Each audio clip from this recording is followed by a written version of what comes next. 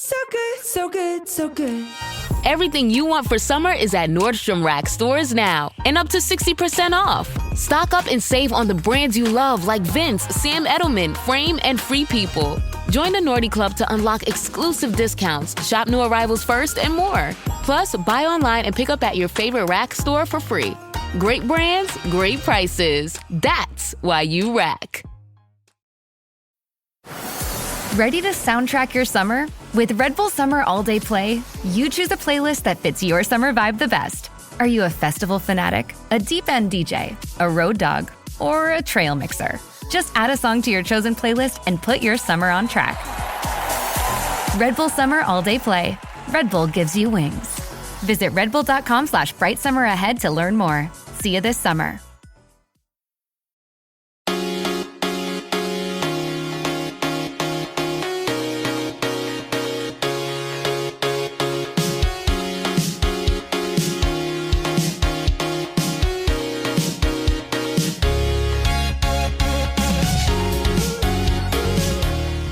I'm Jessica, and this is Daebak K-Rambles, where a couple of friends review Korean dramas. And we're back!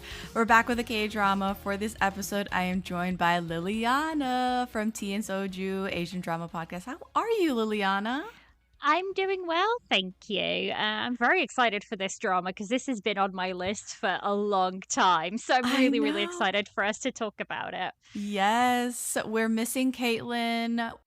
Our third drama trio, but we'll be back together soon. It feels a little weird to be here without her, but we miss her, and we're going to soldier on without her on this review of It's Okay, That's Love. And like Liliana said, we are really excited, like super excited to cover this one. I have been wanting to talk about It's Okay, That's Love on the podcast for it's been like a season or two that I've really wanted to cover it. I was gonna do it last season. It kind of fell through, and I asked you if you wanted to do it, to cover it. I know that you haven't really watched some older K-dramas. This one I haven't. Is celebrating a 10-year anniversary. It is 10 years old. And I was like, Liliana, are you game? And you were like, yeah, like it's been on my watch list for a really long time. so I was like, oh my God, perfect. So we watched it, and we are going to deep dive on It's Okay, That's Love on this episode. Liliana, what do you like you watching this week? Like, what's in your, besides It's Okay, That's Love, like what did you watch this week? So I've been catching up on Love Next Door, the Jung Hae-in and Jung So-min drama. Yeah. I'm really enjoying it. Like I'm a little bit behind just because Tea and Soju is on a break, and I think I took a break even from watching anything. So the last week I've not watched a lot. But I'm gonna catch up with it this weekend. I'm gonna have like all the episodes, and I'm gonna be caught up with it. But I'm really enjoying Love Next Door. What about for Chinese dramas? I think I have to bring. Oh, I'm watching the Are You the One? A Chinese drama, and that is basically about an assassin that not falls in love. She basically gets injured and forgets all of her her memories, and then when she wakes up, I'm still watching that one, but I'm gonna wrap it up this weekend because that's finished now, and it's been done for about a week, so I'm gonna finish up that one this weekend as well. I'm watching The Story of Ming-lan, which is just like, that'll take you a minute. God, that'll take me a minute. I'm rewatching Ashes of Love, which my God, I'm already for reasons. But my goodness, as of now, I've watched 8 episodes already, and I'm just binging through these, and I'm just it's so easy. When so you good. hit those are the best drums when you're just like, it's so I good. can't get myself to stop. Those are the best dramas. Yeah. I'm not gonna lie, I was petrified to go back to Ashes of Love. I mean, it was my first Asian drama ever. It is really, really special, and I was like, I am petrified if I go back in and this is not as good as I remember. But so far, I'm just I'm loving it, and I'm seeing it with such different eyes this time Mhm. around, and it's been a really fun experience so far. And then I'm just watching a Japanese drama which is called Where the Sea Begins. And my God, this drama has my whole heart. I'm like, I love it so much to the point where I think it may make it into like my best dramas of 2024 just because I adore it that much. It's Wow. about I don't think there's not a lot of people talking about it, which is also interesting. I don't hear nobody but talking about it. it's a beautiful story of people like connecting and whatnot. It's brilliant. So that's what I'm watching right now. So yeah, I think that one's probably one of my favorites that I'm watching. All right. Well, thank you so much for sharing what you're currently watching. I am basically not watching anything. I I basically was binging this show that rewatching it and binging it this week in preparation for this podcast. I binged it in the span of 3 days. Oh my God. Yeah. My pace was 4.5 episodes a day. Day? A day. 4.5 episodes I had to Goodness. get through every day. And I was watching it at 1.25 speed, which isn't really that much of a like speed up. No.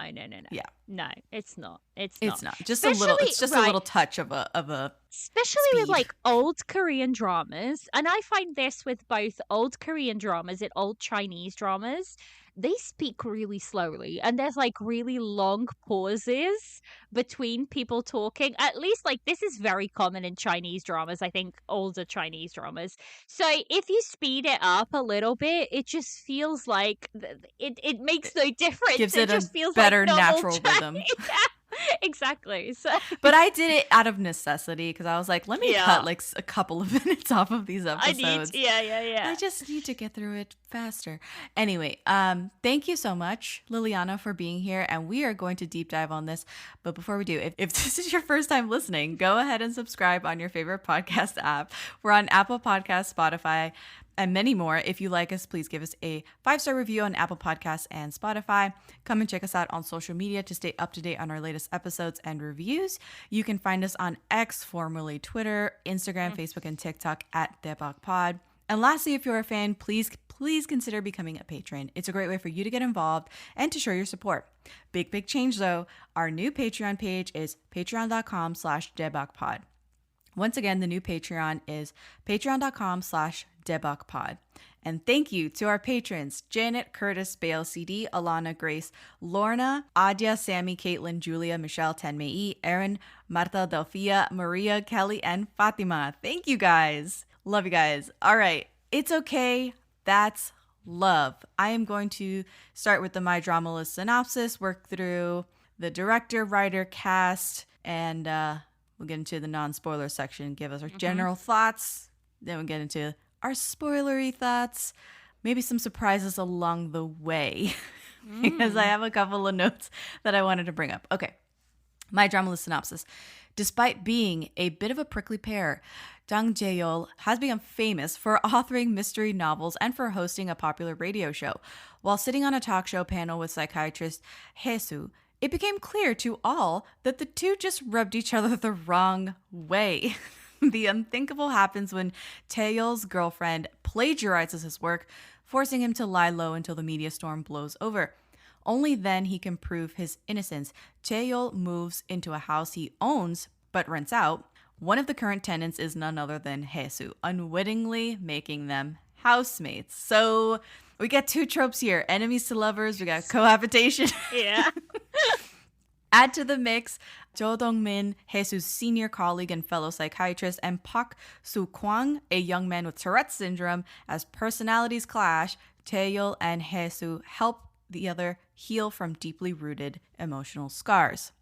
All right, so this show aired from July to September 2014. As I said, we are celebrating its 10th anniversary. Happy birthday to It's Okay, That's Love. It is September when we are recording this, and it is September when this will be aired as well. So 16 episodes long, the standard 16 from back then. Kim Kyu-tae is the director. I just actually covered another Kim Kyu-tae drama, Our Blues, from 2022. This director, I really, really like this director. He's got some wins under his belt. Like I said in the Our Blues episode, he's done Live from 2018, Moon Lover, Scarlet Heart Rio, which is another episode. You can scroll back in your podcast feed and listen to that one. That was a swerve. Secret Love, That Winter the Wind Blows, also with Choi In-sung and Song Hye-kyo. This director won Best Director at the 49th Baeksang Awards with that drama, That Winter the Wind Blows, Padam Padam. Iris, Worlds Within, A Love to Kill. He's been in the game for a very long time, basically 20 years. This drama is written by No Hee-kyung, the writer from Our Blues again. So this is a writing and directing partnership. They've done a few dramas together, including Our Blues and It's Okay That's Love. They've done Live Together, Padam Padam, Worlds Within, That Winter the Wind Blows. They tend to work well together, as you can see. This screenwriter, No Hee-kyung, she won Best Screenplay for Dear My Friends at the 53rd Baeksang Awards. So they are both, highly regarded showrunners, So the cast. Cho In-sung plays Jang Jae-yeol. He's the male lead. He's obviously been in a lot of things that people recognize. He's a household name. He might not have as many things, like the quantity of things is not that many. 11 movies, 11 TV shows, but they are, they're in the zeitgeist. I don't know how else to put it. They're like recognizable. They are, yes, really recognizable movies and TV shows that are formative for people in Korea, formative for people in the international audience of K-dramas as well. I think he's a star. Like, to me, he's like a major star. I love him, and I think you recently saw him, Liliana, in Moving, because you were watching Moving finally. Yeah. So it's a kind of funny story, but I was actually just coming up to finishing Moving while I was watching this as well, and it was a lot of fun to see both the roles, because it's night and day. They are two very different roles. Yeah. And I was like, this actor has demonstrated that he has range and he's really good at doing different things. So I'm kind of glad that that's how it worked out, actually, because I hadn't seen him in anything else before, I don't think. So it worked out really well that I just happened to be watching two dramas where he, was in both of them. And I kind of got to see what he was all about in that sense. Yeah. The significance of him cannot be understated. Also, I have to say this. I have still been scarred by Something Happened in Bali, which from 2004. I say this every time because it's hard to imagine unless you were there. Or it's not that I was there in 2004 when this happened, but I came into the show blind, not knowing the vibe, the way it was going to shake out or anything, and it was a totally different experience to how people watch K-dramas now, which is this group watch element. This, you theorize with people, you talk about it. If you don't catch an episode, you get spoiled online. And that was not how I watched Something Happened in Bali. No. I watched it based off of a friend recommendation. Obviously, Miguel, if people have heard previous episodes where I've talked about this, Miguel was like, you gotta watch this show. It's so good. Your life is gonna be changed, all this stuff. Recommended Something Happened in Bali from 2004. And I was like, oh my God, really? Oh, okay, bet. I watch it. I was flabbergasted. I was like shocked.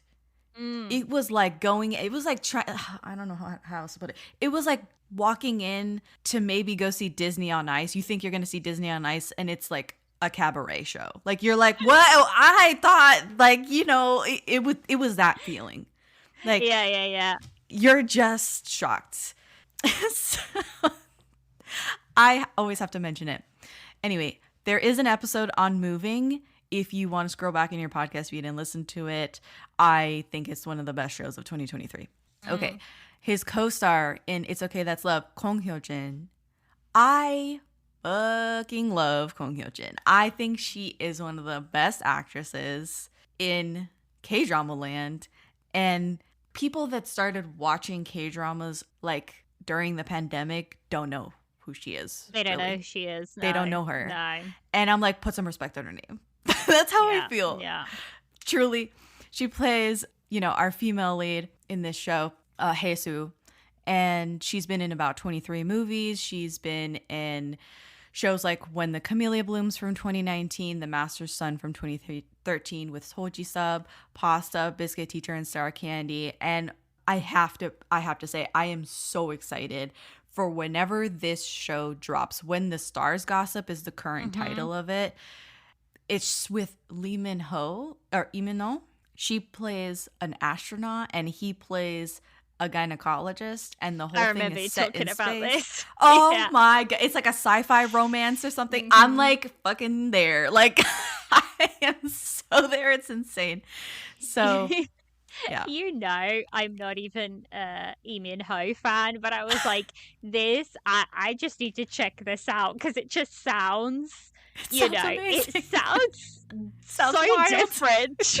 It sounds wild. So I'm like, I just need to, and I'll gladly, like, even if I'm not his biggest fan, I'll gladly go in for this actress because she tends to deliver. So I'll more than happily go in, like, to watch what she puts through. Yeah.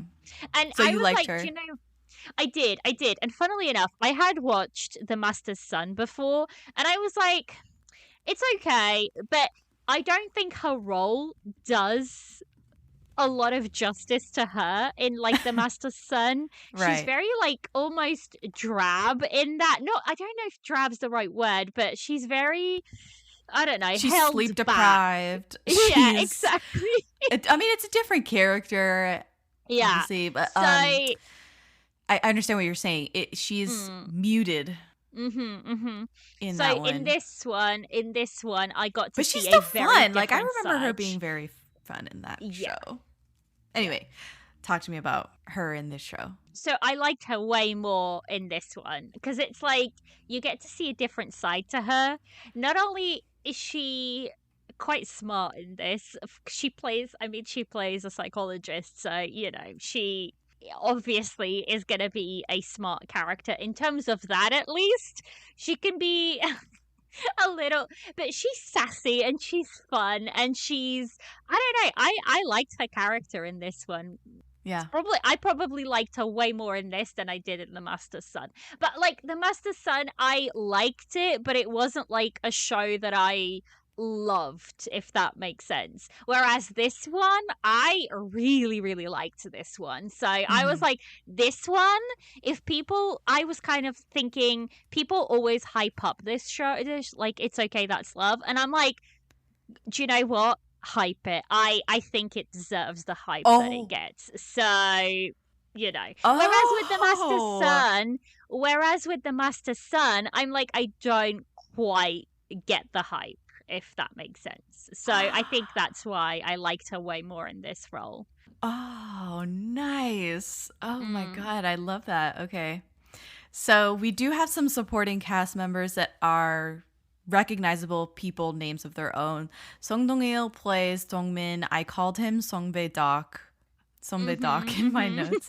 He's been in like 40 movies, including Miss Granny, Midnight Runners, Great Battle, The Pirates, Last Royal Treasure, 48 TV shows. What hasn't he been in? The entire Reply series, including Moon Lovers, Scarlet Heart Rio, Legend of the Blue Sea Hwarang, Prison Playbook, Miss Hammurabi, Live, GD-san, Sisyphus. Most recently, If You Wish Upon Me and My Sweet Mobster. I mean, he's been in the game for like 20 years. He was in Lovers in Paris in 2004, iconic. So you've definitely seen this guy. He's been everywhere. Lee Kwang-soo plays Soo Kwang, the guy with Tourette's syndrome.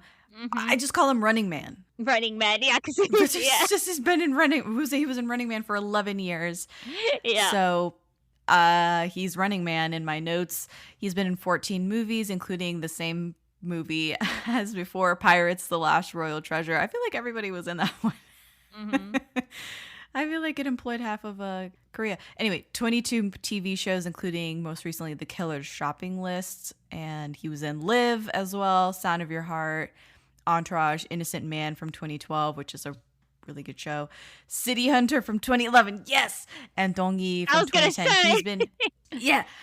He has done a lot of cameo work as well. I just didn't include that in his filmography that I wanted to mention, because if you see him pop up as like a bit character in an episode or two, that's also why his filmography is so long when you see him. I think we have three more people. Jin Kyung plays Hyo-Jin. She is the female psychiatrist in the Friends group. She used to be married to Son Daebak for my notes. 32 movies, 34 TV shows, most recently The Story of Park's Marriage Contract, My Lovely Liar, All the Doctor Romantics, a ton of things. She's been in so many things. Lee Sung-kyung plays Sonyo. This was her first role ever. This is the Lee Sung-kyung from Weightlifting Fairy Kim Bok-ju. This is Kim Bok-ju herself. It is. In her very first acting role ever. You know, she's been in Cheese in the Trap, While You Were Sleeping as a cameo. What did you, this was her first acting role ever. What did you think about Lee Sung-kyung? Girl, winter is so last season. And now spring's got you looking at pictures of tank tops with hungry eyes. Your algorithm is feeding you cutoffs. You're thirsty for the sun on your shoulders. That perfect hang on the patio sundress. Those sandals you can wear all day and all night. And you've had enough of shopping from your couch. Done hoping it looks anything like the picture when you tear open that envelope? It's time for a little in-person spring treat. It's time for a trip to Ross. Work your magic. At first, I didn't think it was real.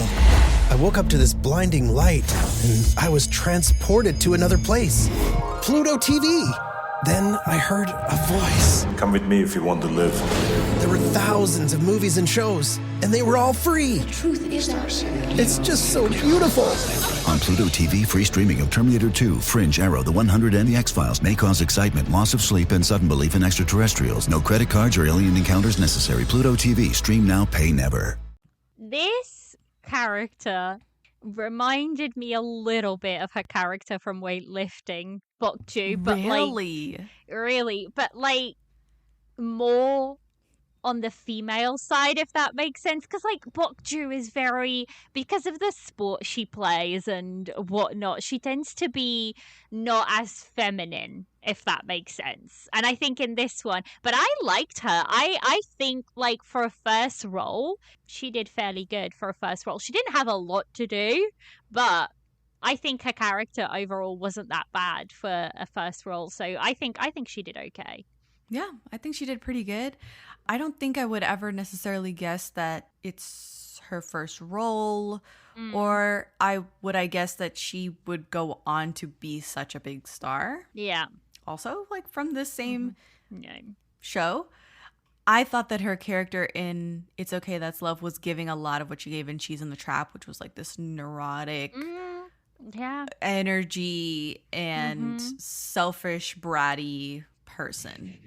Yeah. That's what she was giving in this show. But she anyway. Was. Yeah.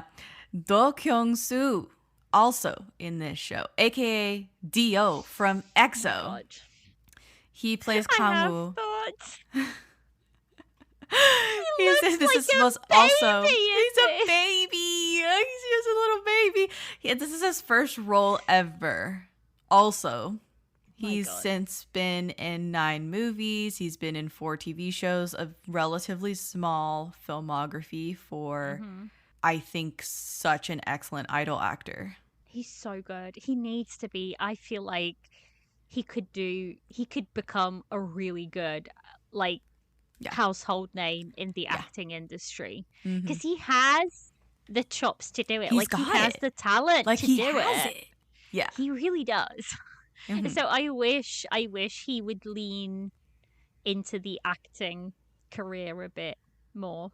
And I can't believe this was his first role. And he's only got 4 TV shows under his belt. That's wild to me. I mean, not counting the first, I think it was To the Beautiful You, in which EXO appears in it. Yeah. And I didn't count that. I'm like, that's not No. Anyway. Well, I was just going to say, when he came on screen, I was like, oh my God, he looks like a baby. Because I only know him from like 100 Days of My Prince and like old, like from what he looks like now. Like I don't think I've watched him in anything else but 100 Days of My Prince. And I was like, he came on screen, I was like, oh, he looks like a baby. So precious. So yeah, that was, yeah. So that's our cast. Pretty big, but it's an ensemble cast. This is a bit of a found family show as well. But I think I know the answer to this. But how did you feel about this show? How did you think it went? I really, really, really liked it. And I think it reminded me of why I like K-dramas. And I always say, I think K-dramas can do this type of show really well. Like, this is the type of K-drama that I fall in love with time and time again. And unfortunately, I don't think we've seen much of it lately. But like I said, this had been on my to watch list for ages. Everybody toots it as like a really, really good drama. And I've been burned so many times with people saying, you know, this is a great classic drama, you know, and I'm like, okay. But I went in and I was like, I'm going to keep a very open mind. I was worried about a couple of things. I was worried that because it's an older drama and because of what it centers around, it centers a lot around mental health. And I was like, in the dear Lord year of 2024, they still get mental health problems really wrong in Korean dramas. And I'm like, how is a 10-year-old show gonna do okay with like this type of topic? So I was worried about it. And I don't think actually for a show that is 10 years old, I actually think they did an okay job with it. I think they handled, you know, a lot of those aspects of the show well. I think it still stands the test of time. Like, there's nothing there that I would be like, oh my God, this feels so old and so outdated.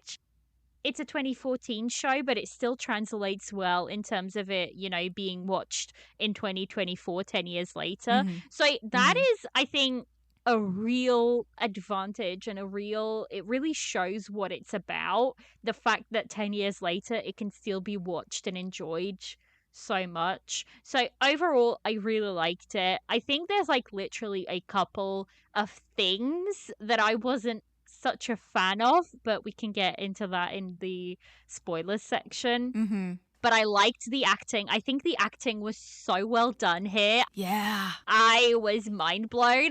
The last 3 episodes, I was crying nonstop. I was like bawling for the last 3 episodes. And I'm like, oh my God, this is so good. The emotion that these actors deliver is just so well done. Overall, I just really, really liked it, I think.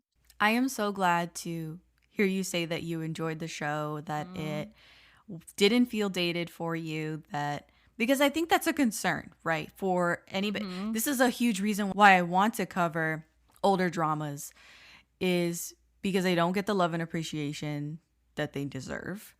And people, newer K-drama fans, younger K-drama fans, are averse to dipping back into this vast this library of K-dramas, and instead just choose to watch currently airing dramas. And that's fine, except I feel like you're just missing all of this great content.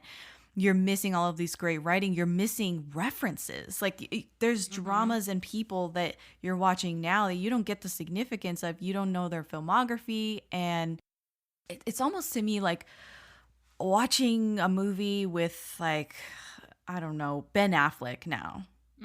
And you're like, this movie sucks. Why is Ben Affleck a thing? Yeah. Okay, slow down.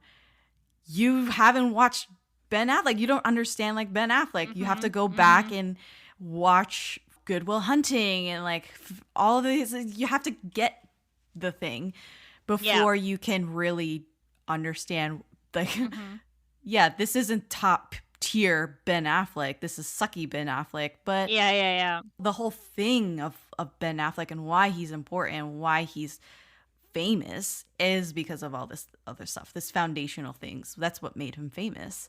Why he's worth watching. Yeah. Sometimes. And I think as well with like the older K-dramas, realistically speaking, they are the blueprints for what you watch now.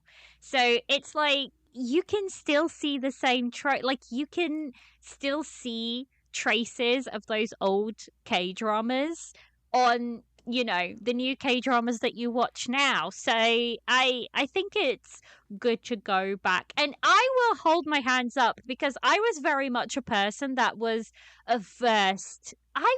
I did not want to go and watch older dramas. I was like, I don't want to touch them. I just don't feel like I need to. But to be fair, I think the oldest ones I'd kind of watched were like 2015, maybe 2014. Well, now 2014, but I think I've watched older stuff now. You generally watch older dramas. Yeah. But in the beginning, because there was none of this, you know, blown up. When I started watching, there was none of these blown up dramas that there is now that are on air and that are so easily accessible. I went back and I watched a whole load of dramas from like, especially like 2016. 2016 was a great Korean drama year. And like, so I think going back and watching some of those is also really, really good, especially when K-dramas aren't having the best of times lately. Yeah. At least for me. At least for me. Yeah, when there's a dry spell, a drought, it's always nice to be like, oh, right, I have 20 years of K-dramas that I haven't really looked at. Anyway, I'm going to get off my soapbox now. So the way that I felt about this drama, it was so great. Like, I love this drama. Rewatching it, I was a little bit afraid that I wasn't going to like it as much and it was going to lose its sheen a little bit. But no. It was really, really good. And I just think these characters are so well written. They so really strong. They're so flawed. Right? They're making weird, funky decisions and they're working through these little they're having conversations with each other and they're dissecting it in real time. And you're like, oh, that's what I do. Like, that's how you go about your life. They feel human. They feel human. Real to you, I think. They have their little idiosyncrasies, right? They tease each other. I don't have words exactly for how real they felt and organic their relationships felt. I think that probably the difficulty in the show comes in the fact that it's been 10 years and we as an audience have a better understanding of mental health and mental illness than we did 10 years ago. And of the protocols, the medical protocols around such things, right? There's certain hospital protocols that I think were not followed. Oh, yeah. Or just ignored in the show. And, there's a lot of like conflict of interest things in the show that wouldn't fly. That just like don't fly. And I understand that it's a K-drama and they can take creative liberties with certain things. But I think on the whole, it nailed like the spirit of mental health and mental illness and in portraying these things with a lot of intent. They had definitions for things popping up on the screen for the audience. And they were taking their time to explain certain things.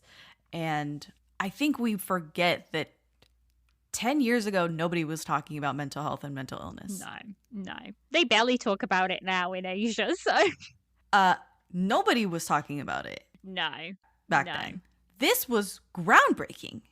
This was a whole new thing to do back then, was to have these characters be psychiatrists, right? Doctors of the mind. And then to have the plot unfold the way it does, to have this sort of twist that happens. I don't know about you, but like the first time I watched it, that twist, I got. I did not see it coming. I did not see it coming. That was what I was going to ask you. Like, I don't want to spoil No. it, but we're just going to talk about the twist generally right now. But like when the twist happened, the first time I watched it, I was completely taken aback. I was shocked. I have a friend of mine who lives with me. I've known her for a really long time. We went to college together and whatnot. She loves this drama, and she watched it when it was airing, I think, or just after it was airing. So she watched it a really long time ago. She loves it. And I had gone for coffee with her, and I said, I'm finally watching this. And she got so excited that I was like watching it and whatnot. And then she goes, you'll have to keep me updated. Like, just message me how you're feeling about it.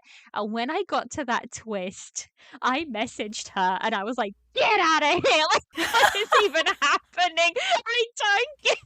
How did I not see that coming? And the thing is, it's so well written. It is. That the clues are all They're there. all there. On second watch, I was like, I'm a fucking idiot. Like, it was there the whole time. So I think that just shows how good it's written and how well it's written. The fact that they layer these little clues for you. And you don't see it coming. You literally don't see it. Like, I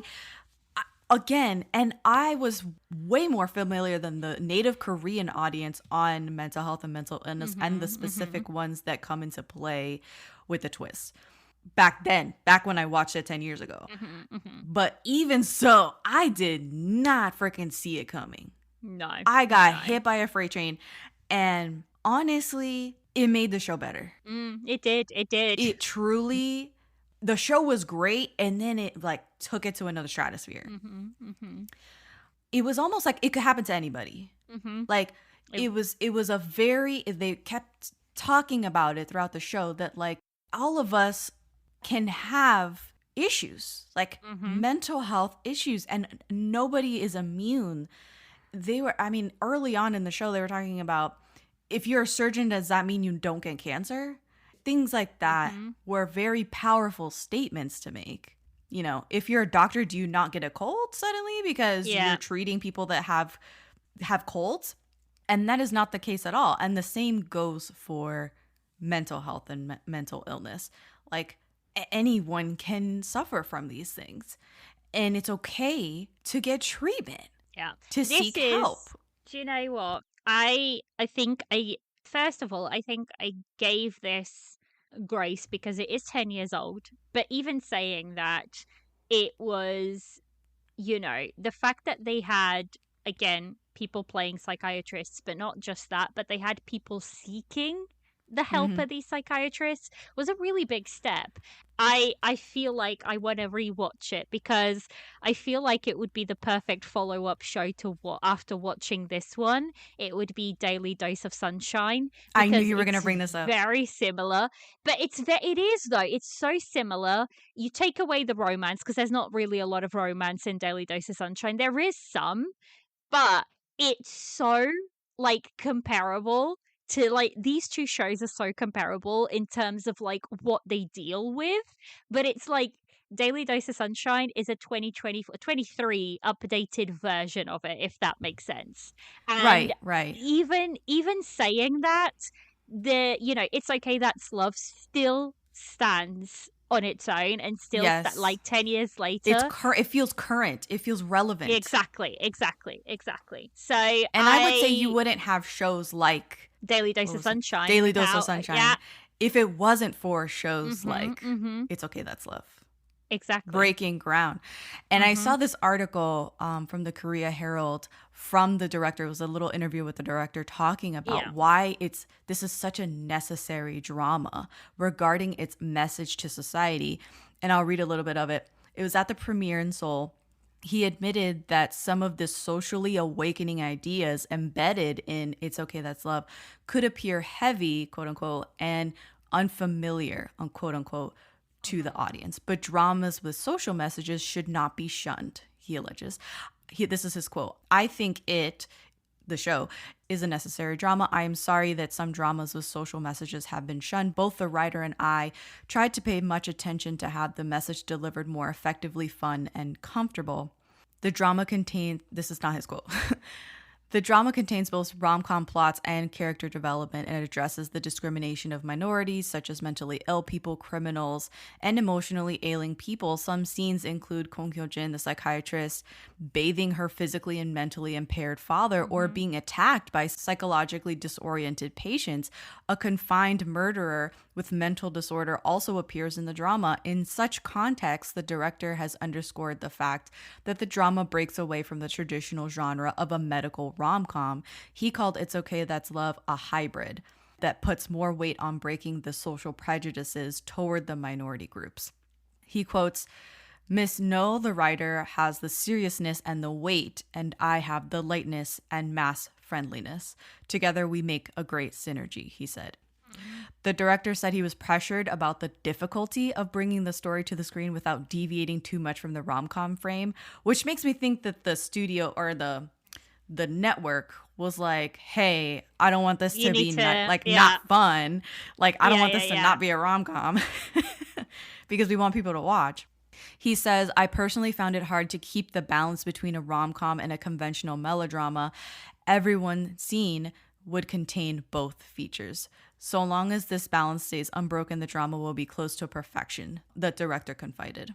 Yeah, so I really agree with what he's saying. You can see that he's trying to break new ground here with the drama and how it portrays mental illness, mental health, because it's very obvious that the native Korean audience is so unfamiliar with these topics, with why they're important to talk about.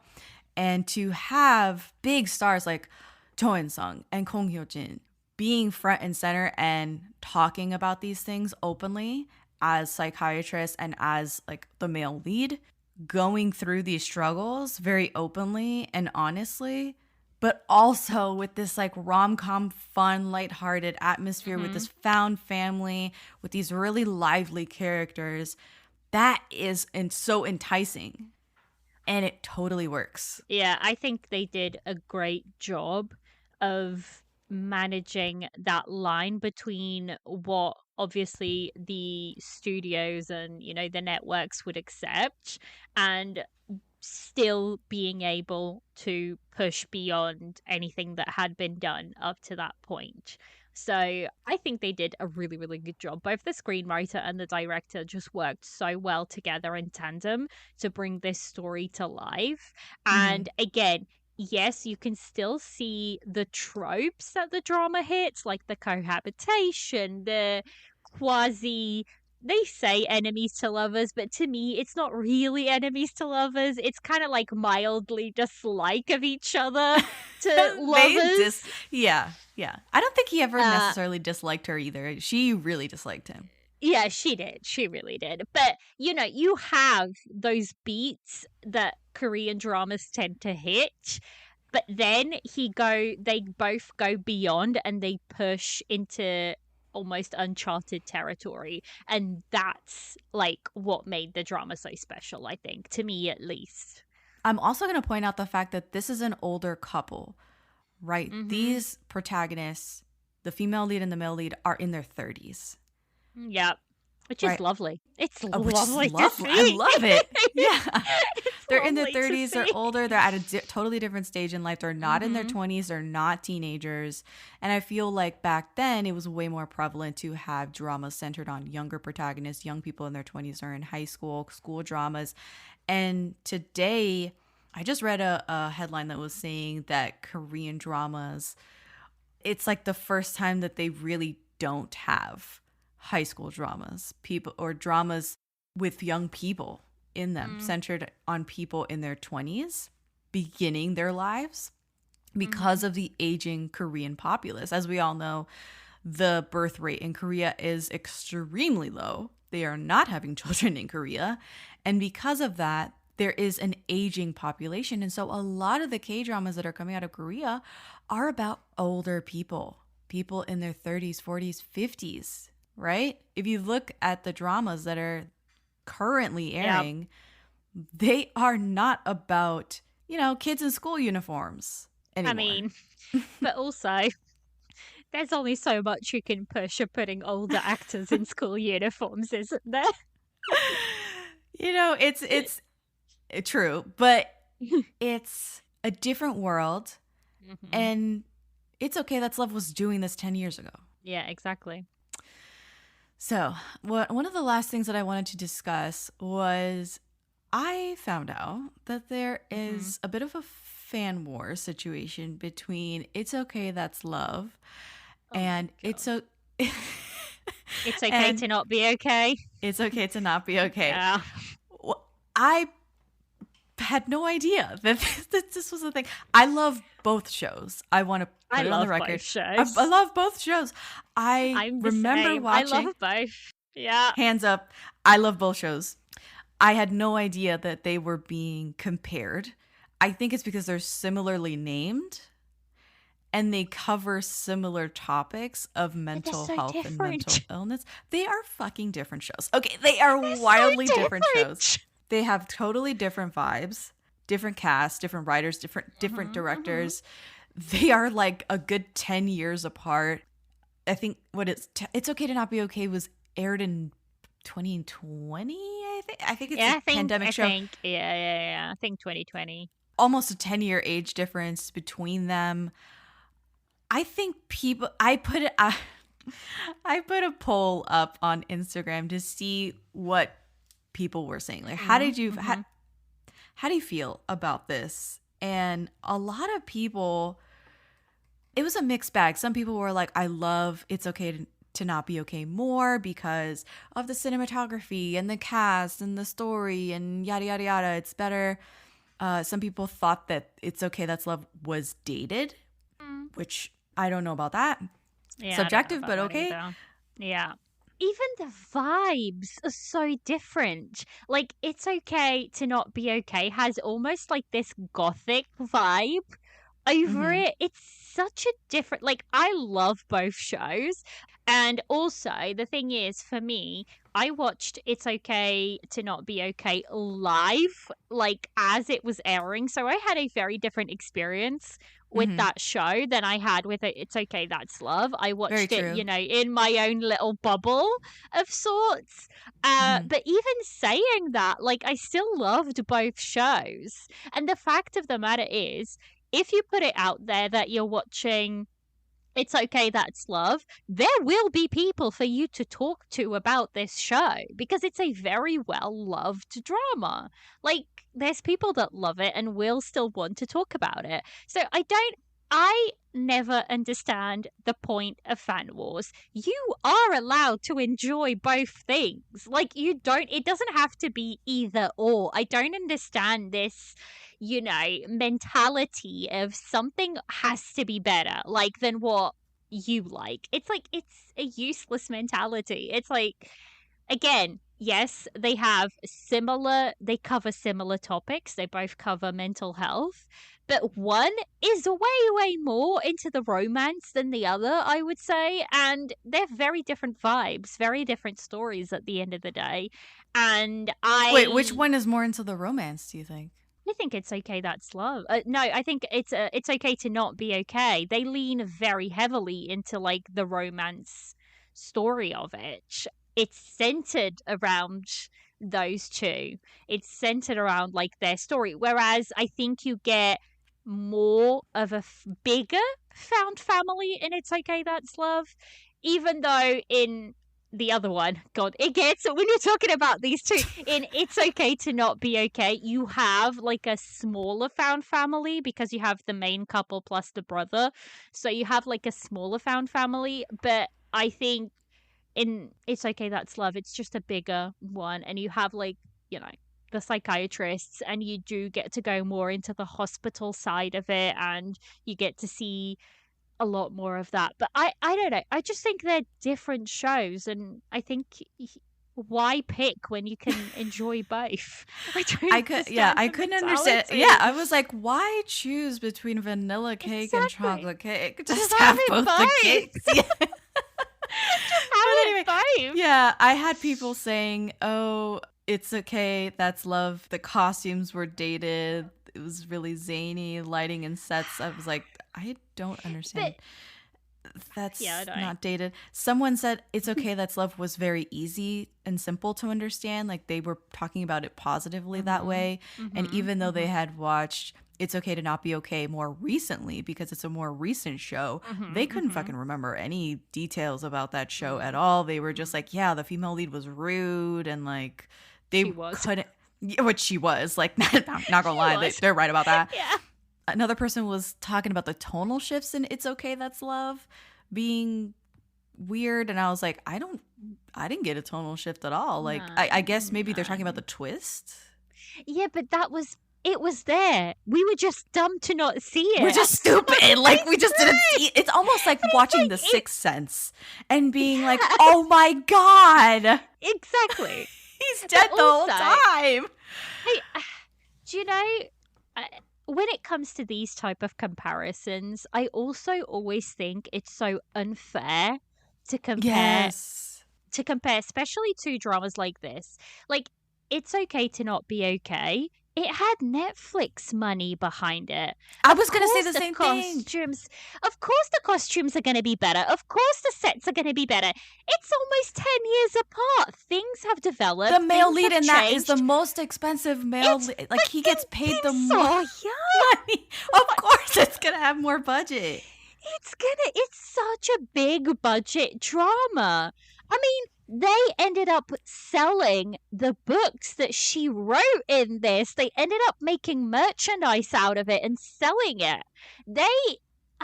I just feel like it's an unfair comparison because you can't, it's like comparing apples to oranges almost. It's like, you know, it's an older drama that had maybe half the budget of that one. So you can't go in, maybe even less. Like, you can't go in and say, oh, their costuming sucks. And I was like, their costuming is adequate for the time that it was being recorded and distributed in. Like, I don't know what to say, but yeah. Also, the Sunboat song, talking about the OST. We got to talk about the OST on It's Okay, That's Love. Jesus. Did you like it or not? I'm not going to lie. I did get a little, because they kept using the same songs. They kept using the same songs. And I think I knew the songs off by heart by the end of it. There is something, but I can't talk about it until we're in the spoiler section. Okay. All right. So I have a few fun facts that I wanted to talk through. This is kind of funny because there's a couple of episodes where Hyo-Jin has like an arm cast. Yeah.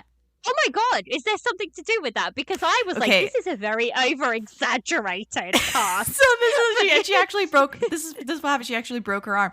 At 1 a.m. on June 19th, 2014, Hyo-Jin was riding in a van that became involved in a 3-vehicle rear-end collision with 2 trucks. She was on her way back to Seoul after filming in Gyeonggi province. This resulted in a left arm fracture, a knee injury, and scratches to her face. After recuperating, she and co-star Choi In-sung later left for a shoot in Okinawa, Japan. They actually filmed in Okinawa, Japan for those that episode, where their characters go on a romantic trip.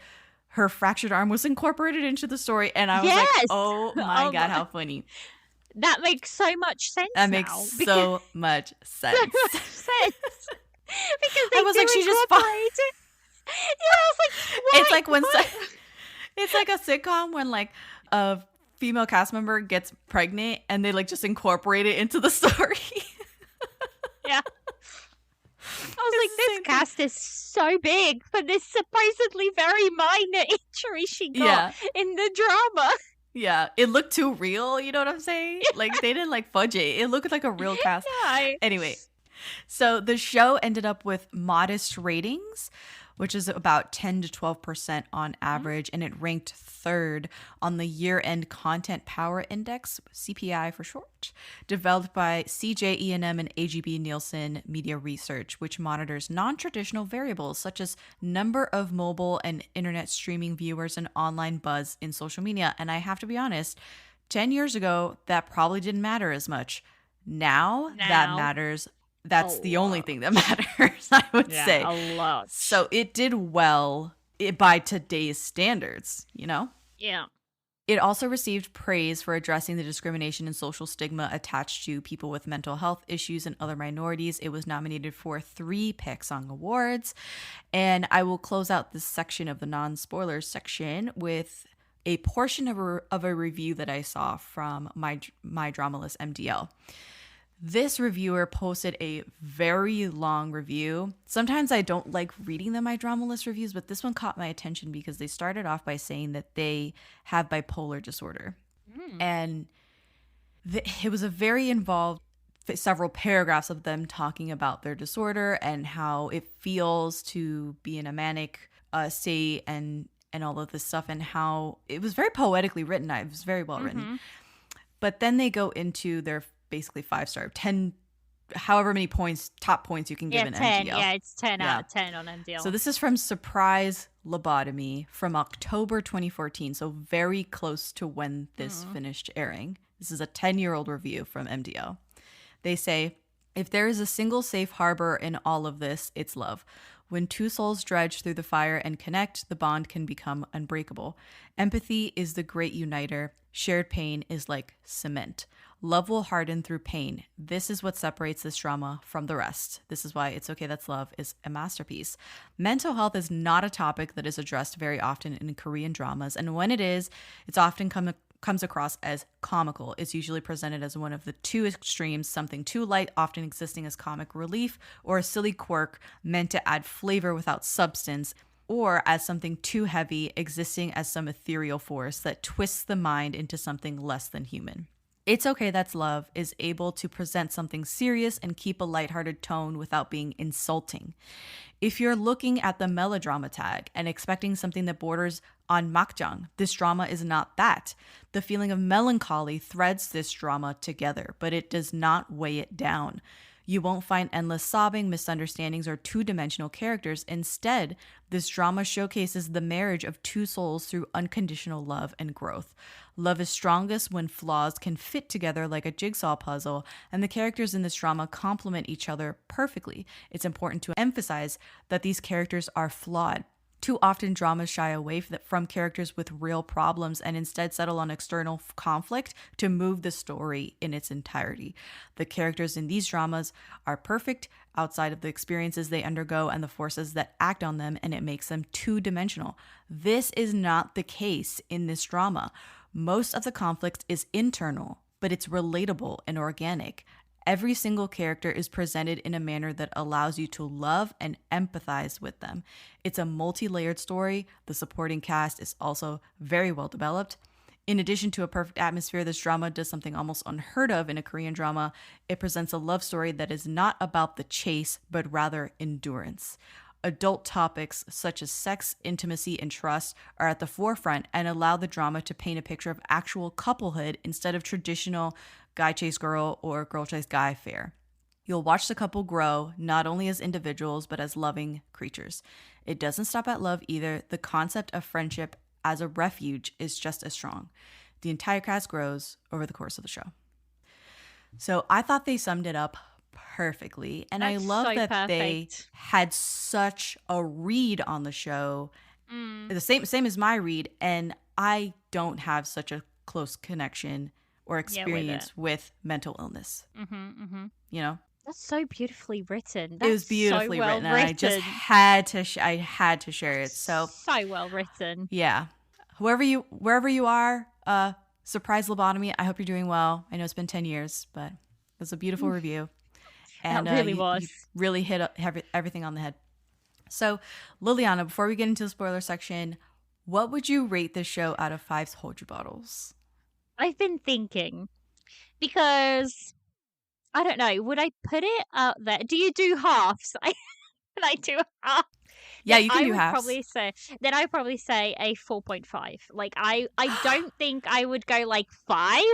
There's a couple of niggly things that I don't think I can ignore, so I don't think I will go 5, but I would go 4.5. I think that would be my rating, 4.5. Yeah.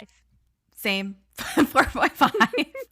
Both 4.5s across the board. We really, really love this show. Yeah. As you can see. And it's very nuanced and layered, and the characters are just so fun to be around and very interesting.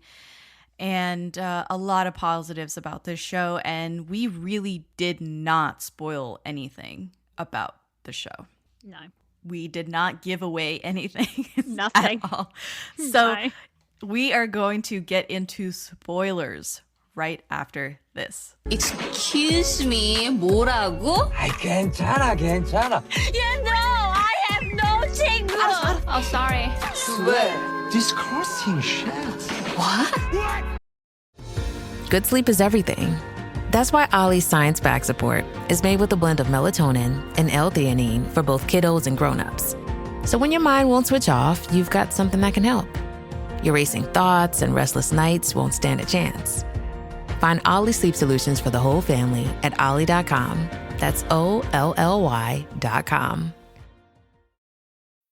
With Plan B emergency contraception, we're in control of our future. It's backup birth control you take after unprotected sex that helps prevent pregnancy before it starts. It works by temporarily delaying ovulation, and it won't impact your future fertility. Plan B is available in all 50 U.S. states at all major retailers near you, with no ID, prescription, or age requirement needed. Together, we've got this. Follow Plan B on Insta at Plan B One Step to learn more. Use as directed.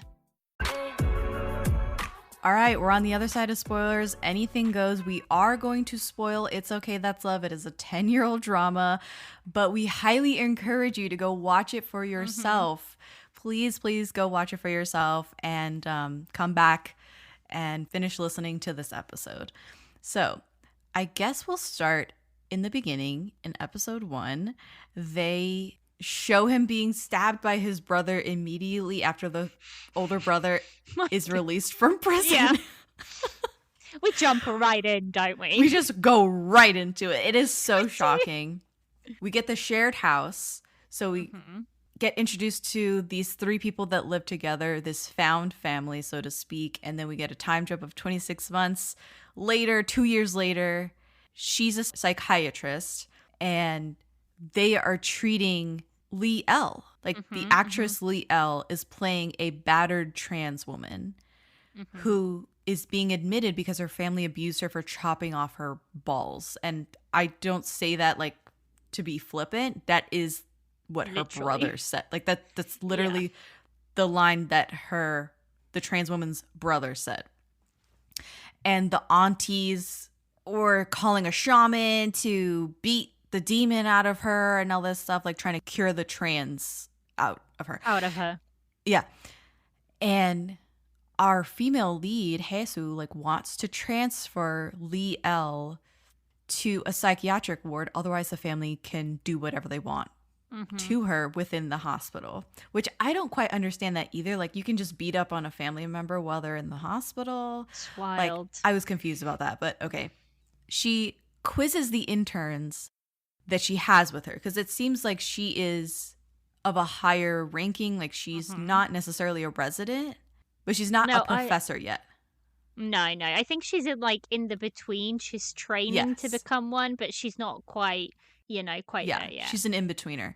But she has some underlings that are interning with her, that are residents or something with her. And so she quizzes them. What are we going to do about this trans woman patient, Lee L? What is our plan of care for her? One guy says, let's take her history down about their childhood, adolescence, gender roles. That she's like, bye, no, next, what do you think? And goes to the next intern. The next one's like, she didn't do anything wrong, so we should just discharge her. I was just going to say next theory. Yeah. She was, the intern was like, yeah, she when she was getting sex reassignment surgery, she didn't have any psychological problem except for gender identity disorder.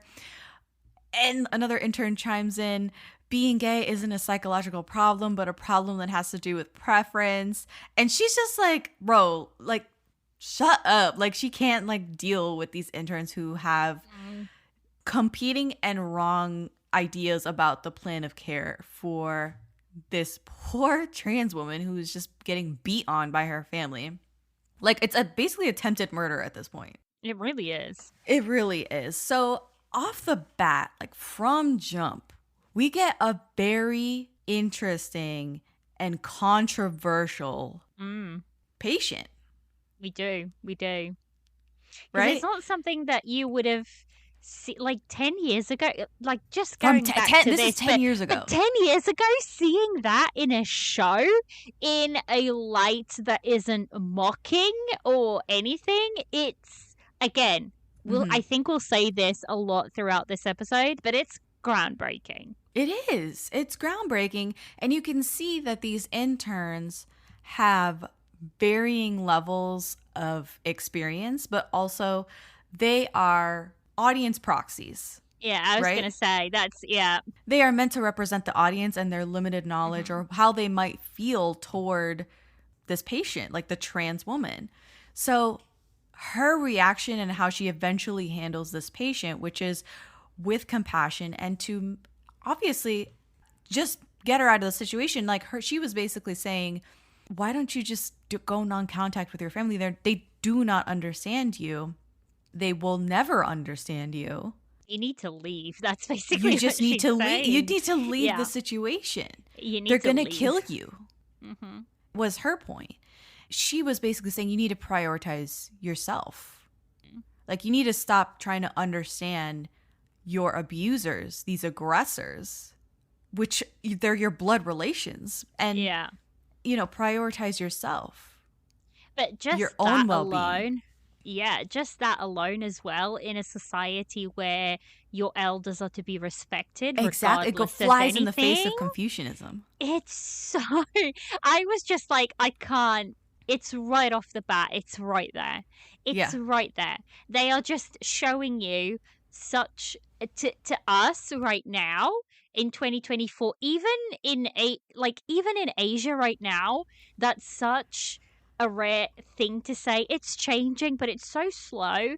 But like to us Westerners, that's a more obvious thing. If something is not working for you, you need to prioritize yourself, your mental health, your mental well-being. And I think like millennials onwards are really taking that into account and pushing that forward into other generations. But I think to have that in a show, in a Korean show 10 years ago, as soon as I pressed play, I was like, this is mind-boggling to me that is what's happening straight off the bat. Like, it's flying against everything that Korean culture kind of stands for, in a sense. Yeah. So then we move on. We find out, because nobody's perfect in this show. None. Literally nobody's perfect, just like life. She has a sex phobia. Our female lead has a sex phobia. Really, she says it's an insecurity and relationship avoidance. And even though she has a boyfriend who's cheating on her, which comes out later, which is really funny, of a situation. It really is. That's her thing. Like, that's her issue that she has to work through throughout the show. She meets the male lead. In the first episode, they're going on like a television program together. Yeah. And she is the expert like psychiatrist that they bring on this show. And he is this famous writer who is also on this panel. She comes in and she jokes that she hopes he's not disappointed that she's a woman psychiatrist instead of the scheduled male psychologist, because it was going to be Sunbae who was going to go on the show. And he was like, why don't you go on instead? He was like off, like having sex with his wife before she like boarded a plane to the States. And like, he was like, I don't want to go on this show. You go on for me. You go. So she's filling in. The male lead says, dead ass, yes. He was hoping for a fiery debate, but because she's too pretty, it'll be a distraction. Ugh. And you get the instantly that he is a male chauvinist. Yeah. And he's like looking down the makeup artist's like blouse to like look at her cleavage in the mirror, and like the female lead is clocking all of this shit. Yep. And she's like, I got you. I know who you are. He's just made to be unlikable. Like, right, like, from the get-go. It's like, Yeah. He's a likable asshole. Exactly. Yeah. And they do this show. It's a very interesting but seemingly flawed audience participation experiments that they do. They're talking about inherent human goodness versus human evil.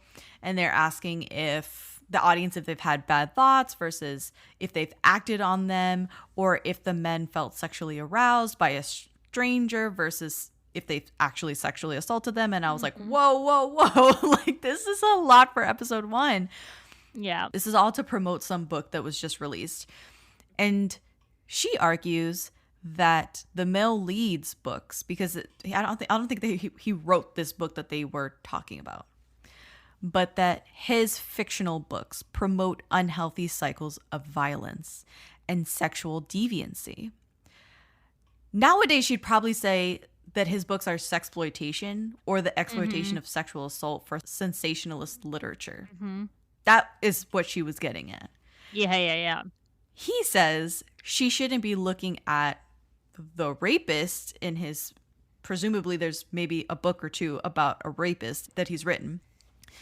He says she shouldn't be looking at the rapist as a patient in need of treatment, but have compassion for the sexual assault victim who gets revenge on their aggressors in the same manner that they were assaulted. Like, they get their lick back in my book. Why aren't you looking at like that aspect of my books, and you're looking at me promoting something based on the fact that I have this rapist in my book? Yeah. It's a very controversial take of them really talking is. about this. Yeah, in episode 1. She ends the broadcast by saying there is hope no matter how difficult the situation is. And that is the thesis for the whole show. Yep. Yeah. The entire That is the show. basis. Yeah.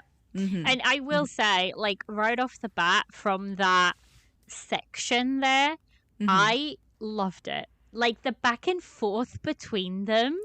The banter. It's so good. It's and quick. I'm like, It's witty. Exactly. And it's like, it's toe to toe. There's no her being, you know, she is, and this is why it's beautiful when you write a female character in her 30s, because the kind of woman that you are in your 30s is not necessarily the same that you are in your 20s. You are more self-assured, you are more confident, and I'm not saying 20-year-olds can't be that, but in a situation like this where he is a very popular author, and, you know, in a situation where she is almost made to feel less than because she is a woman, he does that. He says that right off the bat. Yeah. But she does not back down. She's like, no, this is my career. And the banter that they have, she doesn't stand down. There's no, like, hesitation on her part.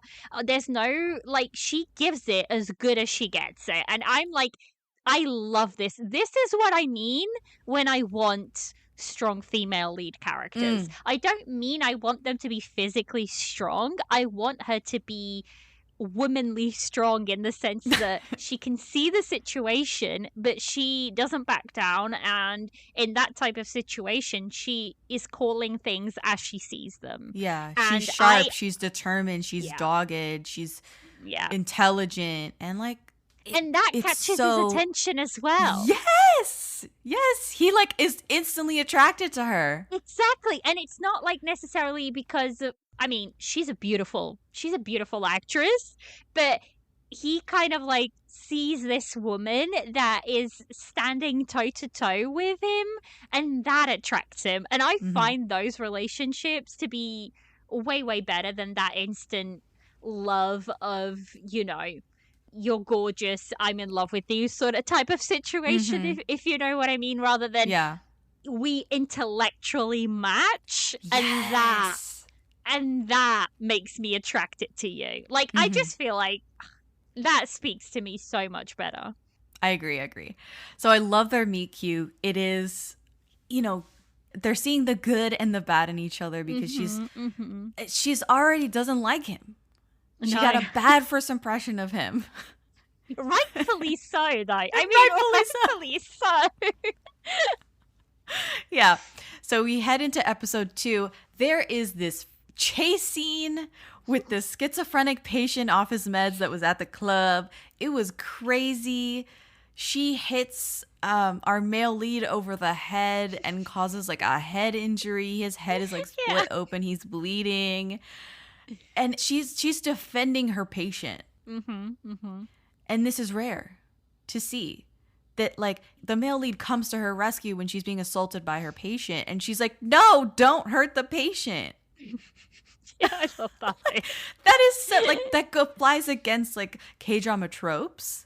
It's subverting the trope of like, oh, it's a damsel in distress. She needs his assistance. He comes to her rescue. No. He's fighting this guy in the club who's obviously just like, distressed. fuck off, dude. She's like, fuck off. Get off of him. And like, yeah.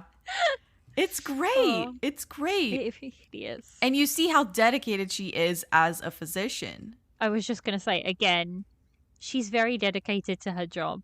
And she doesn't allow this man to just sort of bulldoze his way in. In fact, she's kind of like, I don't need your assistance right now. In fact, you're making this much more difficult than it needs to be. But yeah, I enjoyed that scene as well. It's crazy. There's a car chase scene. I mean, it's wild. It's wild. Then we get a new housemate in the house. A new bombshell joins the villa because he goes to live in his Hongdae house. He rents it out to these 3 people. Running Man, Tourette's guy, Sombe, and our female lead, Haesu. He goes to live there because of the plagiarism scandal with his like bestie and his girlfriend who were cheating together. That was like a little like not so great because it was the impetus for him leaving his office-tel penthouse apartment or whatever to go live in the Hongdae house. But I don't know, like they'd never really circle back on it, and he stayed friends with his bestie. Like it was like nothing. Right.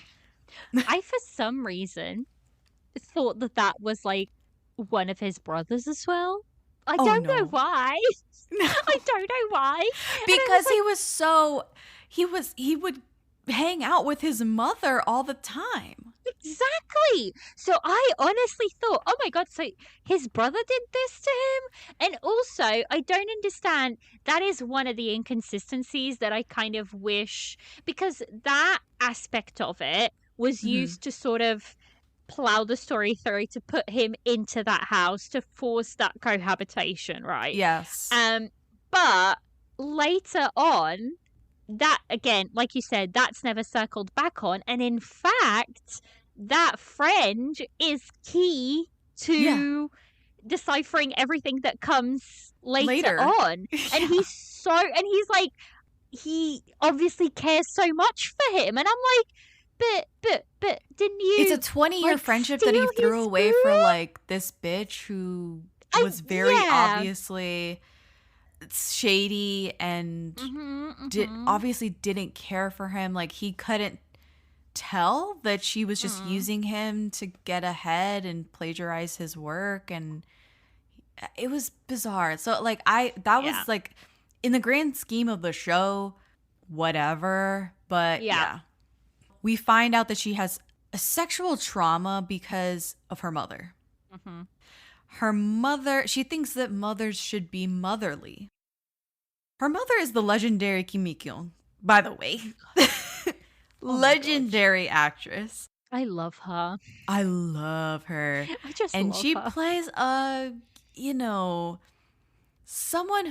mother who is flawed. Like every character is so flawed. And so the mother, we don't find out until later, but the mother was basically having an affair for like all her life, all of the female lead's adult life and childhood life with this President Kim. We never see President Kim, which great. No, I don't we want to see don't. President Kim. Yeah, no. Doesn't matter. Because her dad is in a wheelchair, severely disabled. Nonverbal, I think they said later that he's paralyzed with the mind of a 3-year-old. But do you know what? I'm just gonna slide this in because it's much, much later on. Like, there is actually a conversation between the mother and our female lead, and she kind of says, your father doesn't even understand anything. And then she comes into the room. Yeah, that's and not like right. the father cries. That's not right. And yeah. So it's like, no. There is something He does there. understand. Like, I think he does understand. But I think the point is that he needs 24/7 Oh, yeah, care. yeah. She is a Constant caregiver care. before she really is a wife. And that is a really, like, speaking from personal experience a little bit here, that is a really hard role. That is an extremely hard role. My dad he had a brain aneurysm, and that left him in a very critical situation for a fairly long time, and my mum became his carer, and it's hard. Like, it is hard work. And I think that is emphasized. Like, you get a little look of that in this show a bit. That it takes a village, to the point where, female lead, her sister, they're all coming in to kind of help, but at the end of the day, it is the mother's, like, doing, but she still has to work and keep a roof over their heads and raise at that point. I can't quite remember. Were they already adults when the father had the accident? I don't think they were. I think they were. They were children. No. Yeah. So not only does she have to be a caregiver to her husband, but she also has this whole thing where she has 2 kids to look after and a restaurant to keep going, and it's a lot. She did. It's a lot. She was having this affair out of an emotional need. Yeah. Fulfillment out of that need, but also out of like a financial need. Yeah. Right? Because President Kim was also apparently giving her money. I don't know if she was like prostituting herself. Like, it kind of made it seem like, why was President Kim paying for her college? Like, I didn't understand that necessarily. Why there was large sums of money being sent to the family. Coming but anyway, in, the whole thing of her not being loyal to the father and having this long-standing affair with this President Kim, that hurt the female lead to the point where she was distrustful of relationships and had this sexual phobia. Like, she did not want to have sex, was basically a virgin at 30, in her 30s. And the whole thing, for her to unpack that, I thought was really well done. And for her to finally understand where her mom was coming from and why she needed that. She needed that relationship to help her sustain her so that she could do this caregiving 24/7. She's not getting that emotional support. No. Mental she is support the emotional support from her husband. No. At all. It's like she's let alone she's physical needs, like her she wants to have sex. Like, she's not getting any of that met. Not getting any of that. She has no partner. No. But she still has to give a lot of herself to everything. And it's like, at the end of the day, there's only so much you can give of yourself without looking after yourself, if that makes sense. Like, exactly. There has to be a point where you have to put your own needs first. And that is interesting, because I feel like that's a message that holds true throughout the show for various parts of the show. And it comes around for, I think, every single character, that at some point, the character, to resolve their own trauma or their own problems, they have to put themselves first. And I think that was very interesting and also very cleverly done, like, just throughout the whole drama. I felt that it was, the term nowadays would be self-care. Yeah. It was a form of self-care and self-love to have this affair, no matter how, because it was selfish. Mm-hmm. And sometimes you need to be a little selfish. You need to be selfish. And I think that's what she came to terms with, is that she her mom needed to be selfish in order to be selfless toward her father. Mm-hmm. I think it's beautifully done in this show that at first glance you really dislike the mother. Yes. At first glance, because you don't understand her, you don't understand where she's coming from, you don't get her. But as the show goes on, you come to empathize with her. And it's like that review was saying. You kind of come to empathize with every single character in one way or another. And the mother's journey, I like that she's not even, in essence, not even that big of a character. No. But she has depth and she's well developed, and you come to understand her. So I think that's a plus all around for this show, that most of the characters, even secondary, characters that a lot of people would dub, not necessary for the show, or, reasons, or they would be used to further the plot. That's not the case here. These characters are well developed, and I really, really enjoyed that. Mm-hmm. So moving on, at the end of this episode, we get a really funny scene, because our male lead sticks his foot in it. He spills the beans at the soccer game night that her boyfriend is cheating on her with the PA. Experience a membership that backs what you're building with American Express Business Platinum. Get 2 times membership rewards points per dollar on eligible purchases in key business categories, as well as on each eligible purchase of $5,000 or more, on up to $2 million in eligible purchases per calendar year. American Express Business Platinum. There's nothing like it. Terms apply. Learn more at americanexpress.com/business-platinum. And when she goes, what did you say? She clarifies. And he says, yeah, I saw them when we were at that TV recording, yada, yada, yada. And he spills the beans because he thought they were in an open relationship. Yeah. He got it in his head. There's no open relationship here. He was like, oh, I didn't know she was like that. He spills the beans. And she goes apeshit. When she turns off the TV in the middle of the game, I was like, oh my God. I braced myself, even though I had already seen this episode. And she confronts the boyfriend right there. See, that is something that I really, really liked. I really liked the fact that she doesn't let him, the boyfriend, ex-boyfriend, talk her out of it. She's like, no. We're done. We are done. We're over.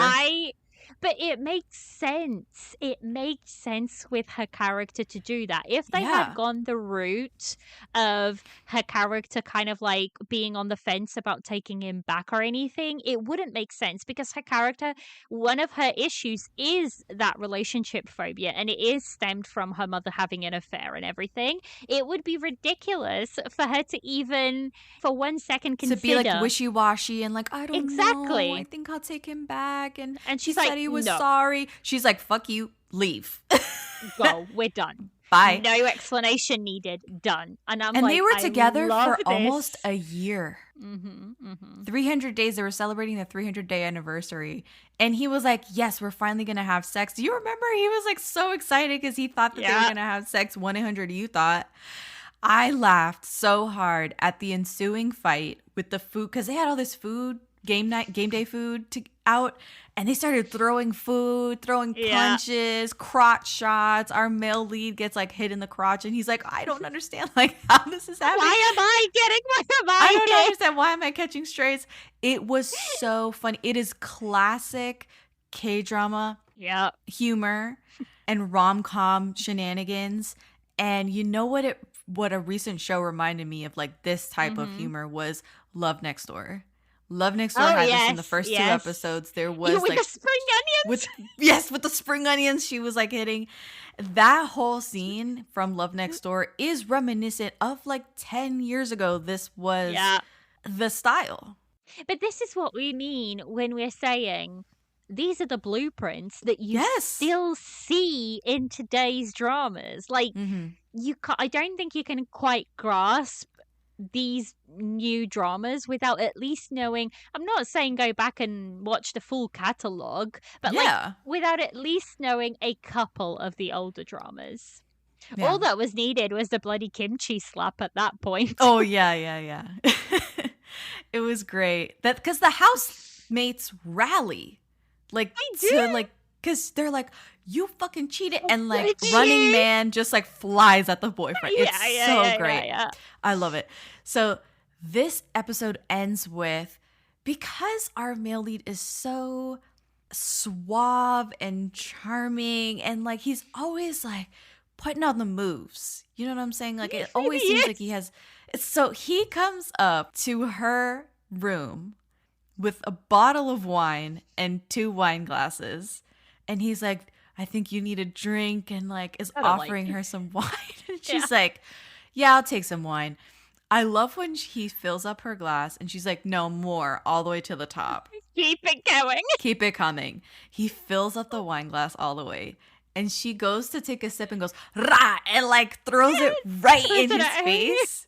Just dumps this full wine glass right in his face.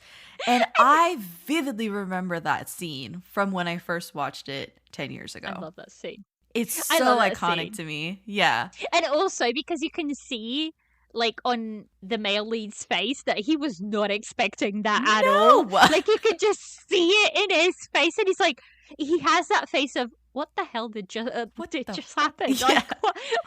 Yeah. She like, closes. I love this. But then she goes back in her room, closes the door, and she's like, I can't believe this guy, yada, yada, like bitching about him. And he knocks on her door again. And she's like, what the hell does he want now? She opens the door, and he throws wine in her face. Because his whole shtick is like, I give as much as I get. You give me, I'm going to give it back as much as I get. He's always like tit for tat. And so he throws the wine back in her face. It's so funny. It really is. It really is. And that's it's like back and forth. This is a rom-com enemies to lovers. Yeah. And it's so fun to see them. So we get into episode 3. She wants to kick him out of the house because he's annoying her. And she's calling it sexual harassment. I don't know if I would go so far as to call it sexual harassment. But he's basically pursuing her when she wants nothing to do with him. But he's not going like too far necessarily, I would say. I don't think he is. But I think like for her, she just doesn't like him. So she has her complexes, right? Like she's averse to relationships. She doesn't like this guy already. She thinks he's a male chauvinist and she wants him to fuck out the house. So like she's using all of these tricks and buzzwords to get him out. So she's calling sexual harassment on him. What she does though is she clocks his narcissistic personality disorder. And she says he's like a hunter pursuing his quarry, that he's obsessed with conquering her and getting her into bed. And I would say at this point in the show, she's not necessarily wrong. She's not. No. She's not. And she's also thinking that he broke up her relationship on purpose, like unleashing this bombshell revelation at the opportune time. And he says like, no, it's a true mistake. All this bravado that I displayed at the talk show, I'm really like kind of dumb. I'm not that tactful in real life. So he's trying to convince her like, look, this isn't a strategy to try and get you. Like, I really thought you were in an open relationship. I read the whole thing wrong. She says, is someone else's pain funny to you that you would even write about it? Because by now she's bitching at him in his room. Yeah. And he's got all these sticky notes. He's planning his next book.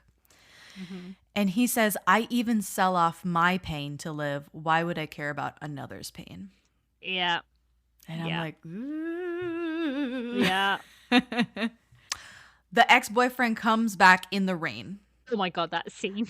Bro, begging for a second chance. She's just like, which part of no? He says that she's abnormal because he waited 300 plus days to have sex with her. She's not putting out. He says, do you know how hard it was? And I have my notes in all caps. Bro, fuck off. Right off. Like, right off. Dude. He's a douchebag. And I think that the show is also like with the boyfriend demanding sex, that is also like audience proxy. Because I feel like even today in Korea, there's such a prevalence for this, right? In this highly patriarchal society that men get what they want, men have needs, men don't need to use a condom because like yada, yada, yada, all these things. In this show, it makes him look stupid. It really It does. makes him look like an asshole. Does. Yeah. Because he is. Because he is. And so I like that they are challenging these things that like you should have sex because you've been dating for so long. And it's like, why? I have issues. I have things I need to work out. Like you couldn't just wait. And I love the fact also that she doesn't let his opinions define who she is. No. And I adored that because normally you would kind of see he's trying to shift all the blame onto her. What he's doing is, I went out and cheated because you're not putting out. That's basically what he's saying. Yeah. And she's like, no, it's your fault. It's your fault. You cheated because you wanted to cheat. If you wanted to be a respectful person, you would have waited. It's that simple. It's that simple. If you were truly in this relationship for the right reasons, you would have waited. And like I said, I love the fact that she doesn't let his actions define who she is as a person. I think by this point, I was like, Dio, he's not real. Really? Not in my original watch. Oh, okay. On the rewatch, I was like, it's very obvious that he's not real. Because he shows up to drop off his manuscript for review. And like, how would he know where he lives? How would he know where the male lead lives? How would he know this whole drama with the plagiarism and all this stuff with the childhood friend? That's not public knowledge. In my mind, I was just like, oh, he must have told him off screen. Like, in my mind. Right. Like, you start making up like little things. Exactly. To fill in the blanks and make it work so that Dio isn't like this outlier and you have no red flags for him. But really, he's just showing up out of nowhere, like in random places. Yeah. And the thing is, when they go back and explain it, it makes so sense because she's like, he says, oh, I had the script in my hand. Yes. And she remembers, and he's like, he's making, but he has nothing in his hand. And I'm like, who the hell remembers to look at his hand? Like, Yeah. And then even early on, Dio's manuscript seems to imply that the male lead is the culprit in a murder. And the title of the story that Dio is writing is Two Brothers. And the imprisoned older brother insists that he's innocent of the murder of their father. This whole thing is very close to his story. The male lead story, exactly. Yeah. There's a reference to One Flew Over the Cuckoo's Nest. In the male lead's radio broadcast, he says, psychiatrists will say that we are all patients. Just as we catch a cold, we continually bear an illness of the mind. We need to acknowledge that and understand that we are all hurting. Then the world will be a bit more beautiful than it is now. And I'm like, oh, that's so nice. That is. We don't understand that, like, later in the show, he is going to be severely ill. Yep. We're still in episode 3. The housemates are out drinking, and homeboy brings up consent when the two psychiatrists are talking about who needs therapy / who's a perv in this couple. Because what happens with the female lead, which I don't know if this is necessarily kosher, but she workshops her patients and their care. When she's like with her friends, and especially when she's with her soulmate, she's like, I watched a movie the other day where this couple was going through this and this and this. And like, what do you think they should do? How do you think they should handle it? And like, she workshops their care, like how she should handle their situation. That's probably where you think, this is probably not ethically right. Not probably ethically right, but also she keeps getting good answers. So I'm sure that's why she keeps doing it, is because she keeps getting good answers. So, but in this case, she says she watched a movie. They're actually her patients. And he says, the point is, when the man was sleeping with the woman, did he have her consent? Can I use the handcuffs? Can I use the belt? You need to ask. If the girl doesn't want to, you shouldn't. And I was like, nope, gotta pause the show. 10 years ago. 10 years. This is years before the Me Too movement here in the West. Years before Burning Sun. This show was talking about consent. Clear as day. And doing it very well. Yep. Yeah. So he brought that up. We're in episode 4. He kisses her. This is after like they get into this scuffle.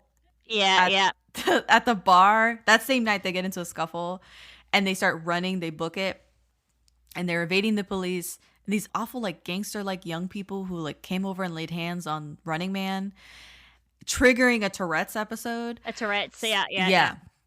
So they land back at his office-tel apartment. And he kisses her. And I remember this scene like it was yesterday. Like I was watching it and I was like, oh my God, yes, he kisses her. I don't know if I like the placement of this kiss though. Because she just finished saying how she's much better than she was 10 years ago in terms of like the severity of her phobia, of her complex. That she can kiss and stand to be touched now. She's worked on how she perceives love, but while she's off medication and not breaking out in cold sweats over kissing a guy, she's still working on it. Yeah, exactly. It's still a work in progress. And he kisses her right after this. And I was like, what? And right after he had just talked about consent and like if she doesn't want to and all this stuff. And she's so averse to him, right, so far in the show. And he just like plants one on her. And I'm like, I don't know if that's the best. Land like very it doesn't well. land. Yeah, like 10 years later, that's probably a dated kiss, if I would say so. What he was saying before the kiss was you keep imagining like the way that she's prepping herself for a scenario where she's going to kiss a guy or she's going to have sex or something is she keeps imagining like kissing somebody over and over again. And it's sort of like desensitizing her to the concept of it. Yeah. And he he's says, just like, you just got to do it. Yeah. And he's like, you just got to do it. And that's when he kisses her. So I understand what he was on about, but also like not. It's not timed very well, I would say. Not good timing. She slaps him. But then the follow-up, I was like, this is strangely super sexy because she gets up to leave. He has her like up against a wall and he keeps turning on and off the lights he's like using a lighter to like light up the room and light them up as well. And his face is right there in front of her, basically caressing her. It's very intimate. And he's making this gigantic point that when she finally falls in love, it'll only be a moment that will lift this love darkness that she's been experiencing. And it's okay that she hasn't loved for 30 years and that her 300-day relationship ended. Like, it's fine. Just kind of almost comforting her, but in this very cheeky way. It's in his very own way, I would say. It's very him, the way he does it. Yeah, exactly. But I liked that part more than the kiss that preceded that whole thing. I would agree. Yeah. There's little zingers here and there that are like a little bit problematic and dated, and it's Running Man is worried because she didn't come home last night. She was so like tired and drunk that she just slept over at his house in the office tel. Running Man is worried. He's like, what if the male lead like raped her? He's got valid concern, right? Valid concern. Completely valid concern. But the Sonbe doc says, do you think she'd fall victim to that And is the male lead lacking that he'd resort to raping her, basically? And I was like, that is totally flawed, outmoded thinking. Could happen to anyone. Yes. So I was like, ooh, no. You're showing your age now. Yes, that little thing was showing its age. Yeah. They go and visit this like old schizophrenic patient of hers who's pregnant but married. Married and pregnant now. Foreshadowing. Yeah, but he saves her from drowning because she has like a suicidal attempt Episode, yeah. And this whole thing was really strange. I thought this was really strange because the scene mostly because of the staging of it was weird. She's standing with her husband at the shore, and all of a sudden she's like 20 feet out in the water. It came out of nowhere. And her husband's still on the shore. And I'm like, yeah, what was he doing? She was standing right next to him. It's not like he went anywhere and then he came back and she was trying to commit suicide by like drowning herself. No, he was still standing there like yelling at her to come back. And I'm like, what the fuck? I was confused about the logistics on that. I was like, does he not know how to swim? But even if not, but then he got in the water and that's was like, your pregnant wife. Right, then he got in the water and he couldn't swim. So then two people were drowning. Drowning. But then, so then the male lead goes out. And someone else goes to get the husband. And the male lead goes to get the pregnant schizophrenic wife. So it's just the scene, the shot of him grabbing her and then just standing up in like 4 feet of water with her on his shoulder, pounding on him, beating on him, struggling against him. But then she like just all of a sudden goes limp. And the female lead has to do terrible CPR on her. It's just so bad. It's so bad. I was like, that is not CPR. So That's something bad. else. Yeah. So bad. That whole scene, I was like, can we just like delete it? Like, I don't know. What is this? It's not What is this? necessary. Yeah. So I didn't like that. They end up spending the night, I think, out in this town. And she asks him, are you someone who thinks love conquers all too? That love will always give you only happiness, joy, flutters, and courage. And he says it will also give pain, blame, hurt, sadness, despair, and misery. It will also give the strength to overcome those. It has to be at least that to be love. Mm-hmm. And I was like, oh my God. It's a beautiful description. Yeah. She catches him asleep in the park bathroom. Yep. The cleanest park bathroom that I've ever seen in my life. So clean. I was like, where? Share your tips. Sparkling. And he shares with her that his stepfather would beat him and his older brother would beat him. Mm-hmm. His older brother would beat him for getting beat by the stepdad. So one day, the stepdad physically abused him so bad because he wanted gambling money. So homeboy just took off on foot, no shoes. Just like D.O. earlier in the show. Mm-hmm. And that is key. That is such a key. So key. Because it was a rural town, there weren't many places to hide, so we just hid in the public latrine and dove into the filthy pile of shit at the bottom just to evade his stepdad. And he's laughing as he tells this story. And since then, he's slept in the bathroom because he's felt it's the safest place. So this is like another piece of the puzzle, right, for our male lead, is that he has OCD, which we'd never even covered before, but he has OCD. I think it's pretty mild, but he has OCD. He sleeps in the bathroom because it's safe based on childhood trauma. Yep. And she's okay with these things. She understands him for what it is. Mm-hmm. And she knows that his brother is in prison for murder, and she's okay. It's just like he has found his person. He has.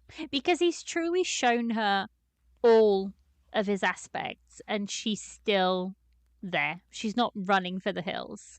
Yeah. So They go on this hike in this most beautiful valley with the most beautiful water feature, and he dunks her in this like clear water. They're playing around, splashing together. All this I remember from my original watch. I was like, oh my God.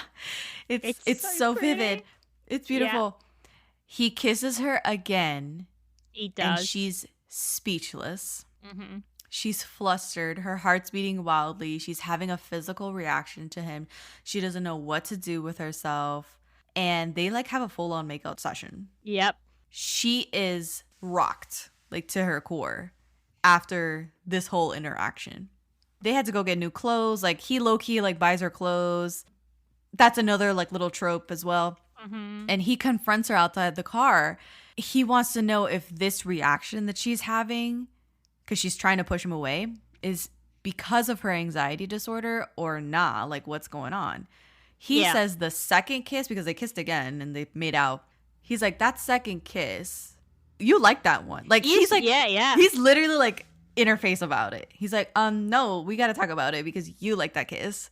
She was into that one. She's like, denial. No. Yeah, she thinks, and she keeps saying like throughout the show, he's such a playboy. He'll just hit on anyone, and it's basically like she's trying to like distance herself from him because she doesn't want to get hurt. And he does give off playboy vibes. So anyway, he really does. He does. He's such a player. So that's like as the show goes on, that's just the facade that starts to peel away from him, and it's so nicely done. Oh. So he says not just anyone. He doesn't just flirt and hit on anyone, but people I have feelings for. I wasn't just hitting on you. I kissed you because I like you. And he full on confesses. He does. And it's like, it's so, and the thing is, I will say, while I was watching it, I was like, oh my God, he's already confessing.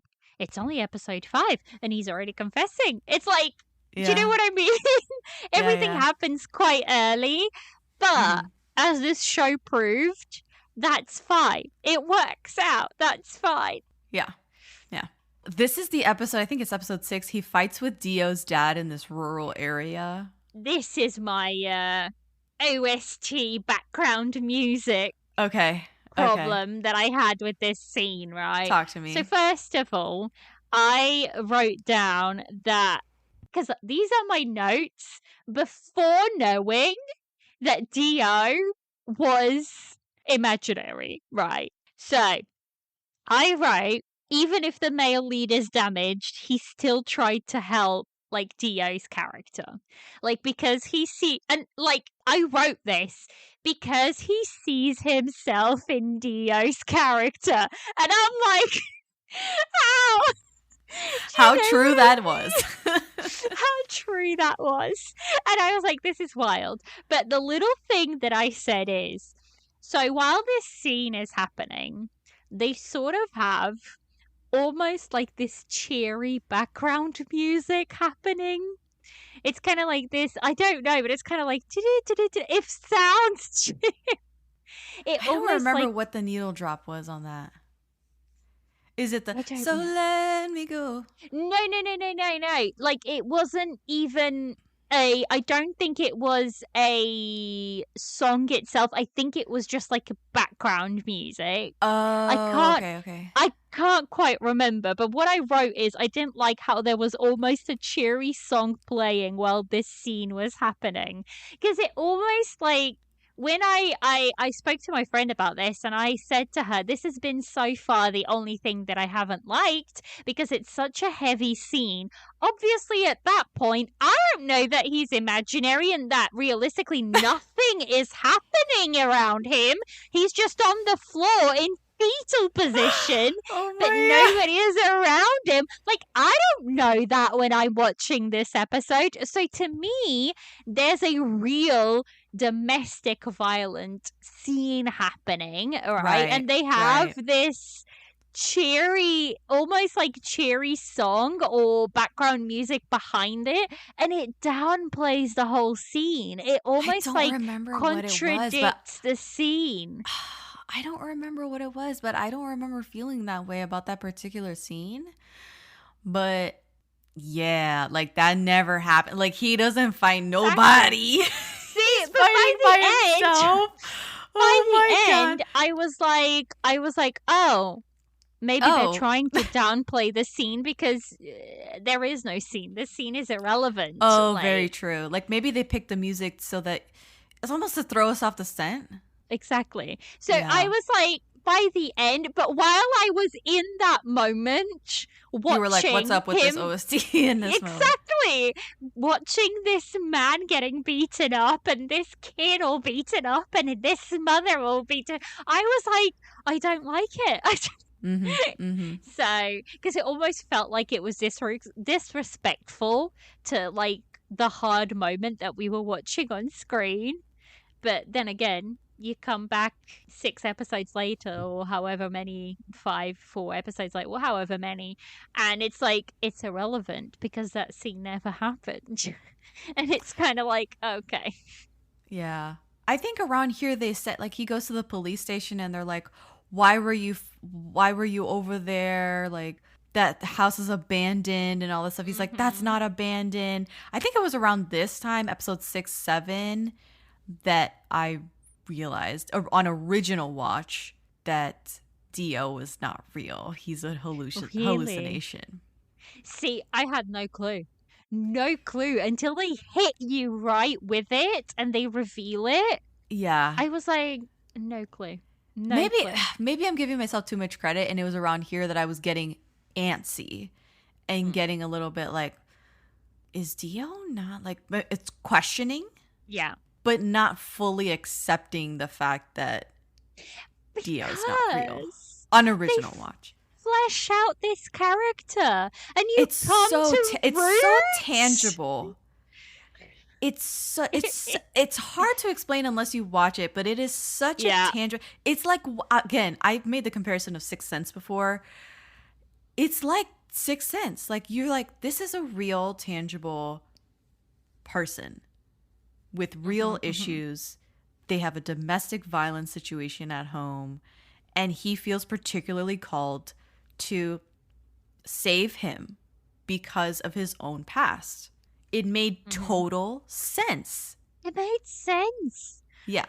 And I was, do you know, when I finally like realized that Dio was not, you know, it was part of his imagination, it was part of his psychosis and whatnot, I had this thought: how is it that an imaginary character is more fleshed out in this show than in 50% of other shows out there where the characters are real? Like, stop. It's like, how is it possible that they wrote an imaginary character so well that I would be hard pressed to believe you have to pay like super attention to every single detail to hit it on the nose before, you know, or to get first couple of episodes and you know, or you have an inkling. Do you know what I mean? Like, you have to be. So goodness, I just have one note for episode 6. Yeah. And I said, it's like the whole, she goes into his bathroom and it's like the camel picture on the wall. And I wrote down, like, because he says, do you know what the picture of the camel is? The nomads for desert tie up their camels at night like this to a tree. In the morning, they untie the rope, but the camel doesn't run away. It doesn't. It's because it remembers the night when it was tied to a tree. Just like we remember our wounds from the past. It means that the wounds from the past, the trauma is holding onto our ankles right now. And I'm like, stop. Like, this is... It's so well written. Shit. It's imagery. It's imagery done so well, and it's such great dialogue because he's explaining exactly what he's feeling through this image and like through art. The trauma. Yeah, this trauma is holding on to him, and I love that little like scene. I really did. Yeah, that was beautiful. So skipping to episode 8. They go on vacation to Okinawa. And she tells him that I think earlier he had discovered that she had her passport in her purse at all times.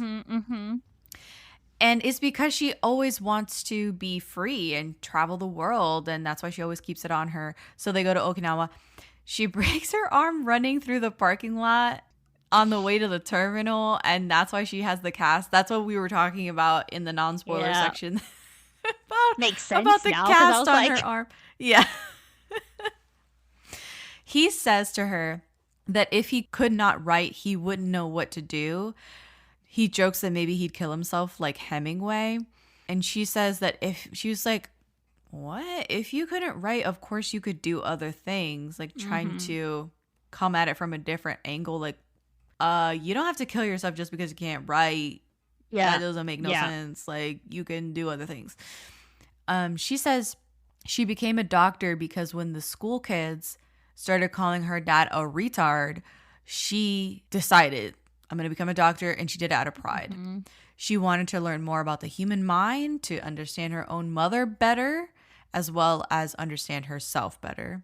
She said it was also an ascension of class and ambition because she grew up poor. She did. I really liked how she kind of broke down why she chose her profession. And it really it wasn't like a noble pursuit, right? No. Which I think is very key, is that she was like, this is going to elevate me. You know, my father was completely incapacitated. Like, he became bedridden, essentially. My mom became a full-time caregiver, and this affected me because I was bullied. Yeah. My father was bullied. And she's such a strong-willed character. She was like, fuck all that noise. I'm going to become a doctor. Yeah. I'm going to do one better. Yeah. Okay. I'll level up. That's all. Yeah. And I love that. I think that's different, right? But she again, wasn't like this like... compassionate. She's not this compassionate person. And that's something that she works on throughout the show, is she is compassionate, but she's not as compassionate as some of like the doctors in other shows and other K-dramas that you might come across. She is not inherently compassionate. It's something that she is working on, and something that he helps her, the male lead helps her, is to gain a new perspective on her patients and their unique plans of care. He causes her to ask different questions and empathize and break down even further her prejudices. So I really like that about this couple and about her as a doctor.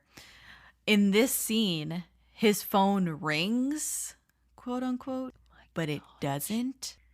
Dio is on the line. And she goes, oh, does your phone ring? He's like, yeah, you didn't hear it? And he gets up to talk to Dio. It is so fucking subtle. It's there. It's there. It's all there, though. It's literally so all there.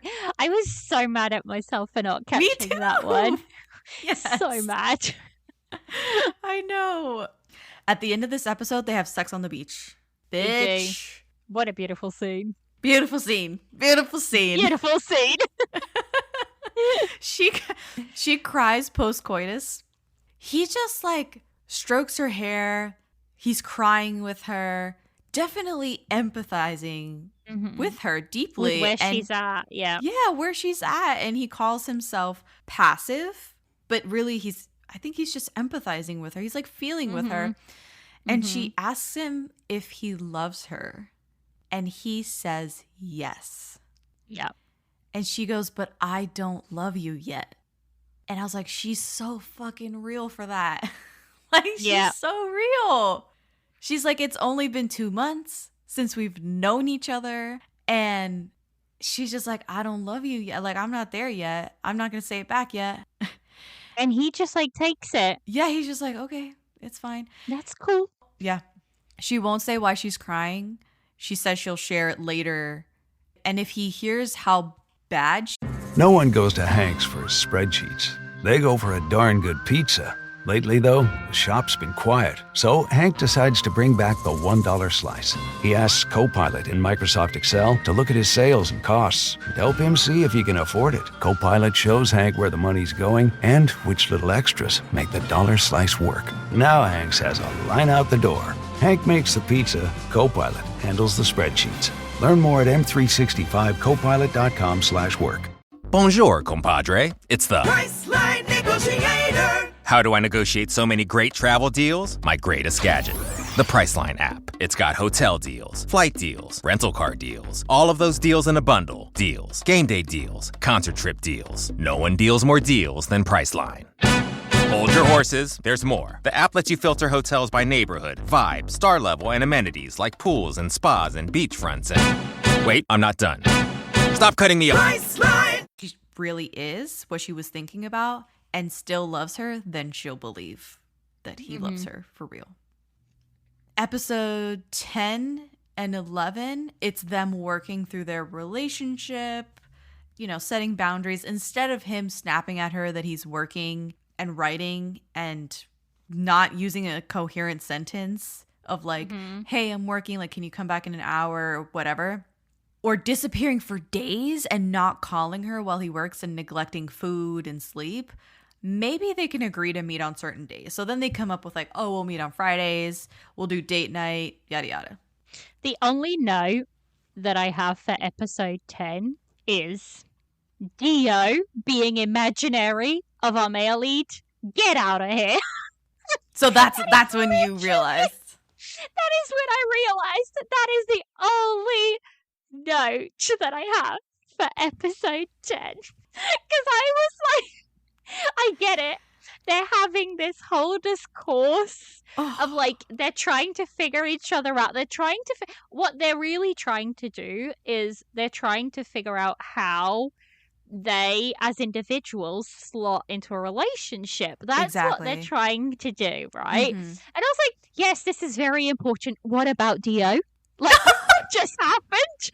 What just happened? What the fuck just happened? Exactly, because that's when you start to see like his brother gets called in because they find his purse out by the house. Like, he gets a look at the camera footage and he's just like in his fetal position. No. And The is CCTV footage of him in the field and on the street fighting with nobody is jarring. It's so jarring. I was like, what just... So that, for that episode, and then like even to episode 11, that was all my brain was focused on. And they were having all of like these conversations. And yes, I clocked to those. And yes, I was watching.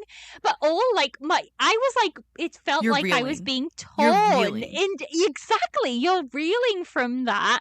And you almost miss everything that's happening with our main couple because you're like, but I just got hit with this.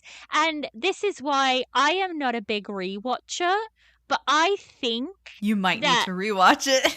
Yeah, but I was like, at some point, not in the immediate future, not right now, I would say, in a couple of years' time or whatever, it would be something that I would probably not mind going back because now knowing what it is and what's happening, I would probably pick up on other things that I was just like, for these 2 episodes, like I said, I was just like, what? Do you know that meme, that Jennifer Lawrence meme of what do you mean? What do you mean? That was me. I was like, what do you mean? He's in that. What do you mean?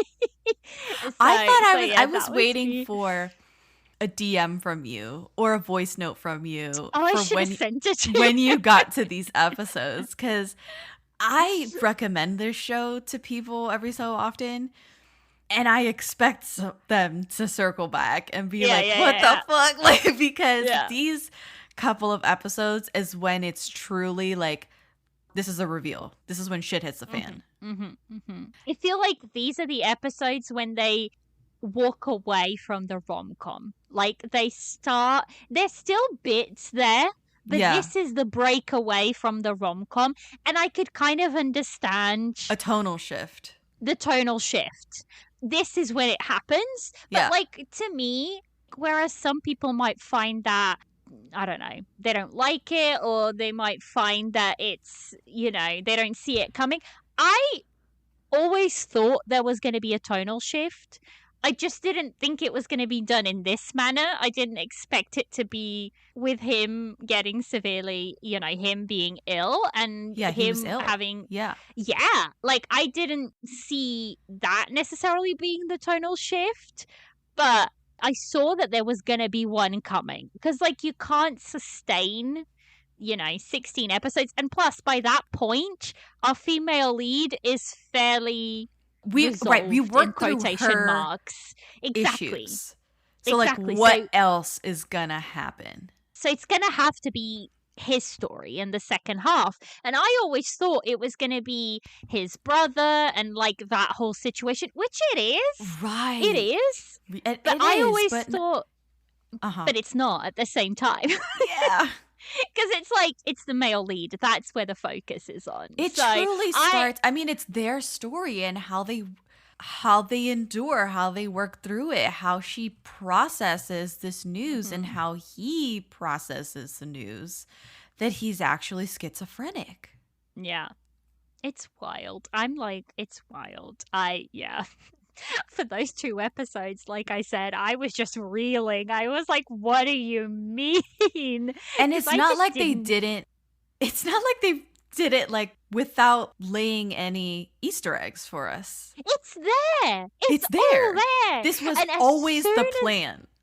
Yeah, and as soon as they say it, it clicks in your totally mind. Clicks. You're like, oh my God, You're this like, makes sense. oh, this scene makes sense. Yeah, this makes yeah. How did I not see that? How dumb I am. And it's like, it's brilliant that a script or a show makes you feel dumb in the best way possible. In the best way possible. Because it's like, watching this now, I've watched a lot of dramas, a lot of things, and I feel like I can see a lot of things coming. Like, same. It just sort of happens, right? Yeah. You get comfortable with the plot beats, with the writing, the style. You just, and I'm sure other people that have watched lots of dramas feel the same way. It takes a lot to surprise you. Exactly. So when it's a lot rarer nowadays that I'm like so shocked and so caught off guard. Oh my God, I'm with so traumas. glad. And this happened and I was like, what? What? Oh my God. I'm like turning red. I'm so like jazzed. I'm like so pumped. Yeah. So I was just like, I can't believe that a 10-year-old drama is like, it's that good. I can predict the plots of pretty much everything that I'm watching right now, but a 10-year-old drama is just like taking it out of, like I said, those 2 episodes, I was absolutely reeling. Yeah. 2 episodes straight. And I have to say, going back to the fan wars for a minute, for It's Okay to Not Be Okay, there is a twist in It's Okay to Not Be Okay. There is. For the identity of a character that you had seen throughout the show. Yeah. I always felt that was the most contrived, shitty reveal of the show. Because it could have done so much better. They could have written it better. Like, it was just not, there were no Easter eggs. It comes out of nowhere. That is, a tonal shift really big that nobody sees coming. Like, but you don't see it coming because there's nothing there. This, I will absolutely agree. This one, for example, it makes you feel dumb because it's all there. It's like, all there. All the pieces are there. You just don't know how to put it together until they tell you. You just got bamboozled. Yeah, exactly. Whereas with It's Okay to Not Be Okay, they don't give you anything. So when it happens, it's like, I'm not dumb. They just didn't do it properly. Right. So I'm being facetious, but like, if you want to talk about writing, anyway, going back to our show, I am so glad that it caught you off guard. My God, so off guard. I was not prepared for what hit me. And by that point, I love that character. You're so invested in his journey, in his problems, in his complexes, in his childhood trauma. Everything about him is so clear. Yeah. I wanted him to finish his book and succeed and get out of that shitty situation with his mother. And then it's like, Oh, okay. Then it does come back, and he says, "If you want to see me, just look in the mirror and look at what you've built." And that's the scene that we have to get to because bowling. I was bowling, and the thing is, I was watching this every day before I went to work, like because I have time in the morning, and I was Yeah. like crying my eyes out, and I'm like, what do I do with myself? Like, what do I do with myself going into work now? But yeah, it's like you care about this character, you want to see him succeed, You want to and all see of a him sudden, well. exactly, and it's like, oh, he's not real. He's not. Okay, so what I'm going to do is I'm going to go really fast through the next couple of episodes, and then we're going to get into the finale episodes, and we can talk about his treatment, because that's what the final few episodes is because he has to get admitted. Like, there's no other way around it. Yeah. In episode 11, they go on a talk show because he's like a radio DJ, part-time. They talk about the Before trilogy from Richard Linklater. Do you know those 3 movies? No, I don't. Oh my God, you have to watch those 3 movies. They're so good. It stars. I swear to God, every time I record with you, you discover that I haven't watched something. You and you're gotta like, watch "How these movies. could They're so you?" good. You have to watch them. It's called the Before trilogy because there's 3 movies in the trilogy, and they all have Before in the title. So it stars Julie Delpy and Ethan Hawke. I totally forgot that they did this, but they particularly talk about Before Midnight, which is the last movie in the trilogy, and it shows it's the same couple at different phases in their life. Yeah. At different stages in their relationship. And at this stage, in Before Midnight, they're married. And they're in their 40s. The female lead chose to cover this movie on his radio show for the ending scene, which is a big fight. And in this point in the show, they're fighting. Like, they're on the outs. Yeah. She says, for me, unlike the 2 main characters in Notting Hill or Pretty Woman, not because they're characters whom anyone would fall in love with, not because they're pretty, sexy, cool, nor because they're young, but just because it's you, just because it is that person, even if they are a little lacking, ill-tempered, and old, their loving relationship, despite all that, was very moving to me. Just like the couple in Before Midnight, they reconcile at the end of the movie and they reconcile at the end of the broadcast. Yeah. And I thought that was a very, the pull of the Before trilogy is so cool and significant to me. Yeah. Because they have characteristics of those 2 characters from the Before trilogy. Ethan Hawke's character and Julie Delpy, they are like very witty and clever and well-read, intelligent people that are constantly butting heads intellectually and like having these tete-a-tetes and verbal tete-a-tetes. It's this like bickering banter between them. Yeah. Quick dialogue. But they have this intense sexual chemistry and they love each other and they would do anything for each other and they just grow together. Yeah. And that is what this couple is. It definitely is. So they go grocery shopping together in this episode as well, which is very significant. It's a very domestic chore. Only committed couples and married couples do this in Korea, so it's a very big deal. And she's so contrary. I just love that she's almost purposely difficult, like in this moment especially. She asks if he prefers seasoned soybeans or horseradish soybeans. He says seasoned. She puts the opposite in the cart. She asks apple juice or orange juice. He says apple juice. She puts orange juice in the cart and says they can juice the apples they have at home and drink that. His face is so priceless. He's just like, oh my God, what like, do you want? Why bother asking? He's like so annoyed, but mildly entertained, and she kisses him in the aisle, and there's couples all in the background, and it's just such a cool scene. Like, you're just like, oh my God, like, they're going all the way. They've been talking all this time about like marriage, and they talk about babies in the next scene. He wants 3, she wants 1. This was, I think, the moment where I like deviated from really liking him to like, maybe not so much. And it's just my personal preference. She asked what his ideal wife would be, and he says his ideal wife would give birth every 3 years to a total of 3 children, spacing out the kids, as one does, exactly every 3 years, and have dinner ready when he gets home, just basically be a stay-at-home mom. And she laughs in his face. She's like, that's not me. Yeah, that's not me. Yeah, that's exactly what that was. Not happening.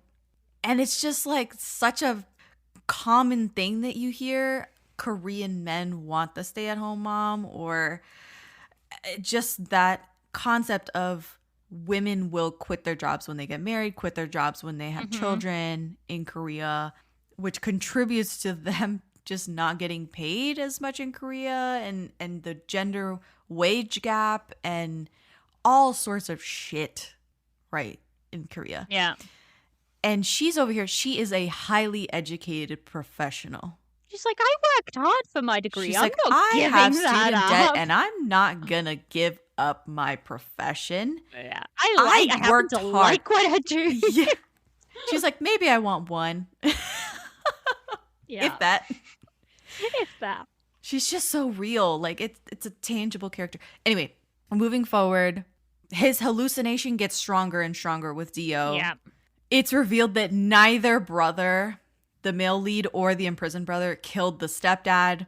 He died of asphyxiation, so the mother who lit the fire that burned their house down is to blame. She's the one who actually killed the stepfather. The mother is under like disassociation. She's completely forgotten that she did this arson back in the day, which ended up killing the dad. The way that the doctor put that together, though. Oh, yeah. The mirror thing? Yeah, I was just like, really? Really? I was like, that's a stretch. We'll let you have it. Yeah, I'll let you have it. There's been a lot of like non-K-drama isms in this. We'll give you this K-drama ism. Yeah. We'll let you have it. We'll look the other way. So he proposes to her at the end of this episode. She's shocked. And I think at the beginning of episode 12, he basically tells her, like, put me into your life schedule. I've already put you into mine. Which is a very nice concept, because she's like, I have all these plans. I want to travel and go on sabbatical for a year, and like it's going to be very difficult to keep a hold of this relationship, yada, yada, yada. And he's like, plan for me, because I'm planning for you. Yeah. Let's talk about the last 3 episodes. My God. Where do you want to start? My God. Where do you want to start? Well, the fact that they obviously, the doctor and the friend, find out and diagnose him, and then the Sunbae and the friend find out, and they have to bring it up to her, and she's just in denial. Like, for the first little bit, she's in denial, but her mind starts clicking things together. She starts making and connections. They're like, he is becoming a danger to himself. Has he shown? And she starts aggressive realizing self-harm behaviors. Yeah. She starts putting these together and being like, oh my God, this is happening. And then that's when they sort of bring his mother in, and they kind of tell her that they're going to have him committed. Yeah. And it's like, that must have been tough on our female lead to have to say that to the mother and to be like, this needs to happen. Now, maybe it would have been better if an unrelated doctor put that across to the mother as opposed to the girlfriend. Yeah. This whole thing of like conflict of interest, friends of his, psychiatrist friends of his are handling his care, diagnosing him, treating him. Yeah. And his girlfriend is working in the same hospital, in the same ward as him, being treated. Not supposed to see him. Not supposed to see him. She's like breaking hospital rules. She does get disciplined, but it's like a slap on the wrist, basically. Yeah. It's like very unethical. Yeah.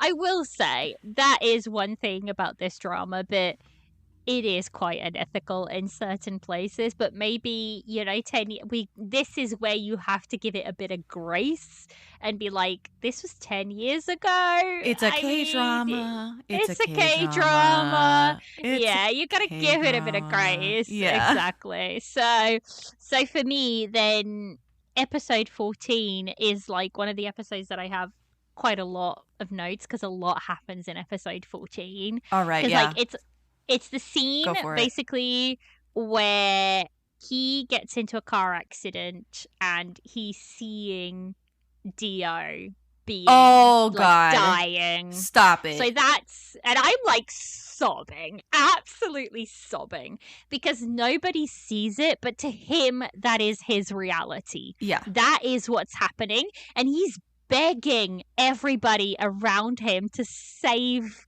Dio. He's like, I'm fine, just save him, and he's begging our female lead, and our female lead is just like holding on to him for dear life at this point.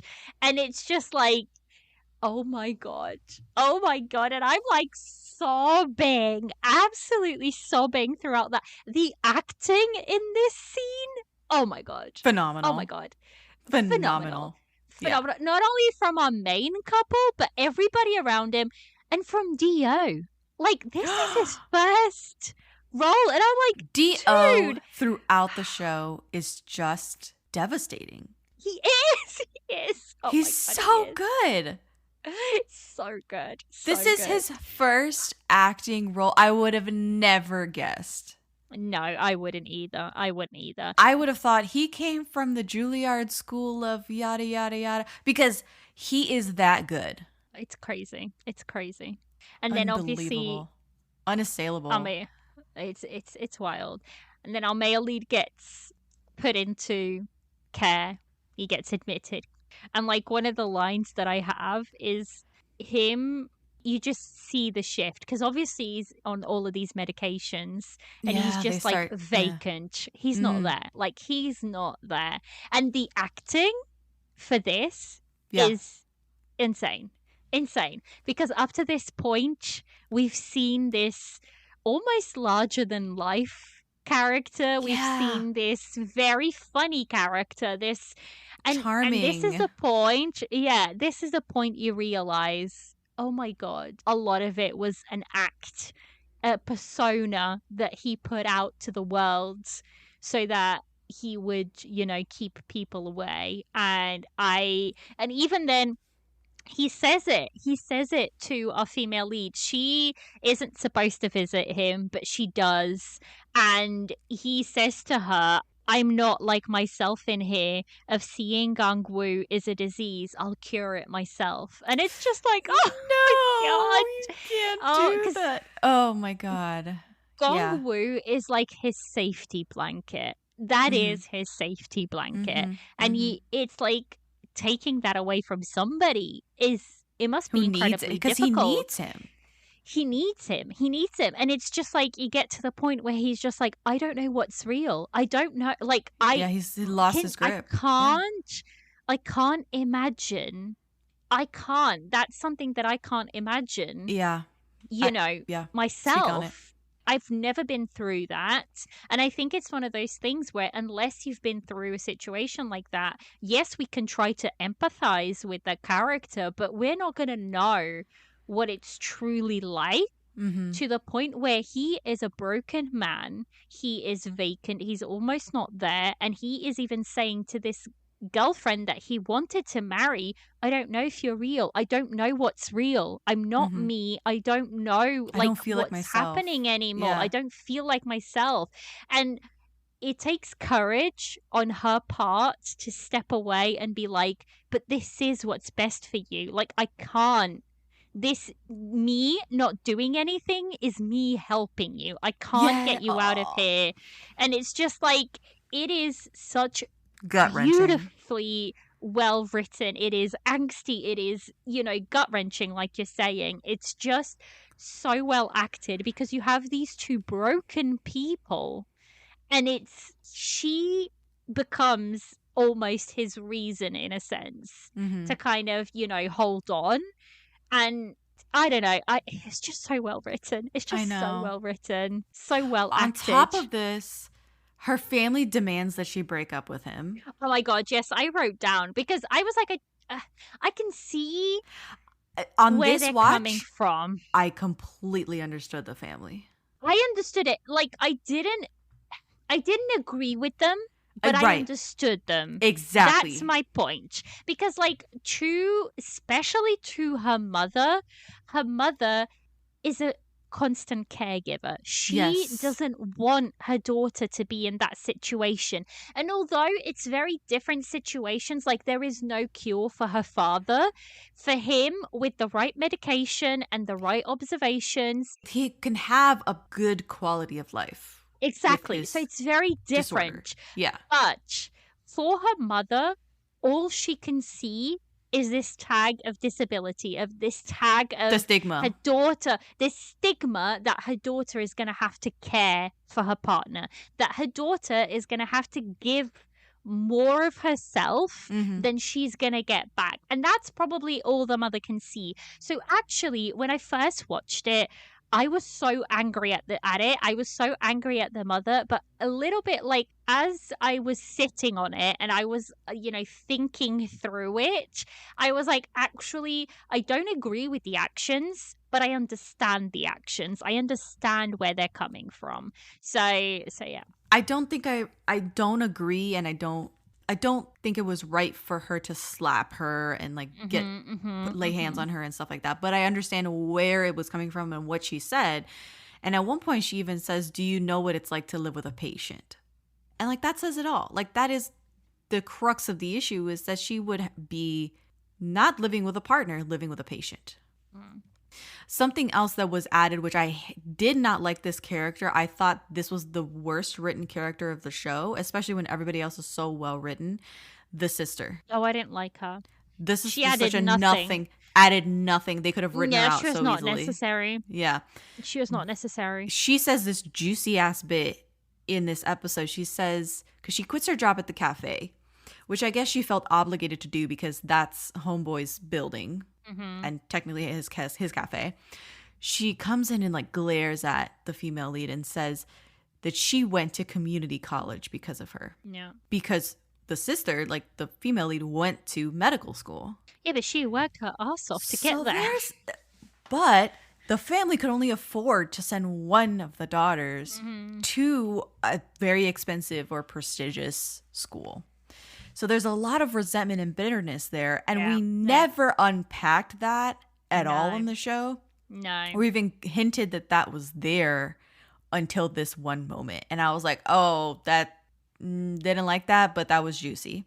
Earlier in this episode, the imprisoned brother that I think by now is out, tells the Sunbae doc to unleash the truth of the whole situation on his disassociated mom. On the mother.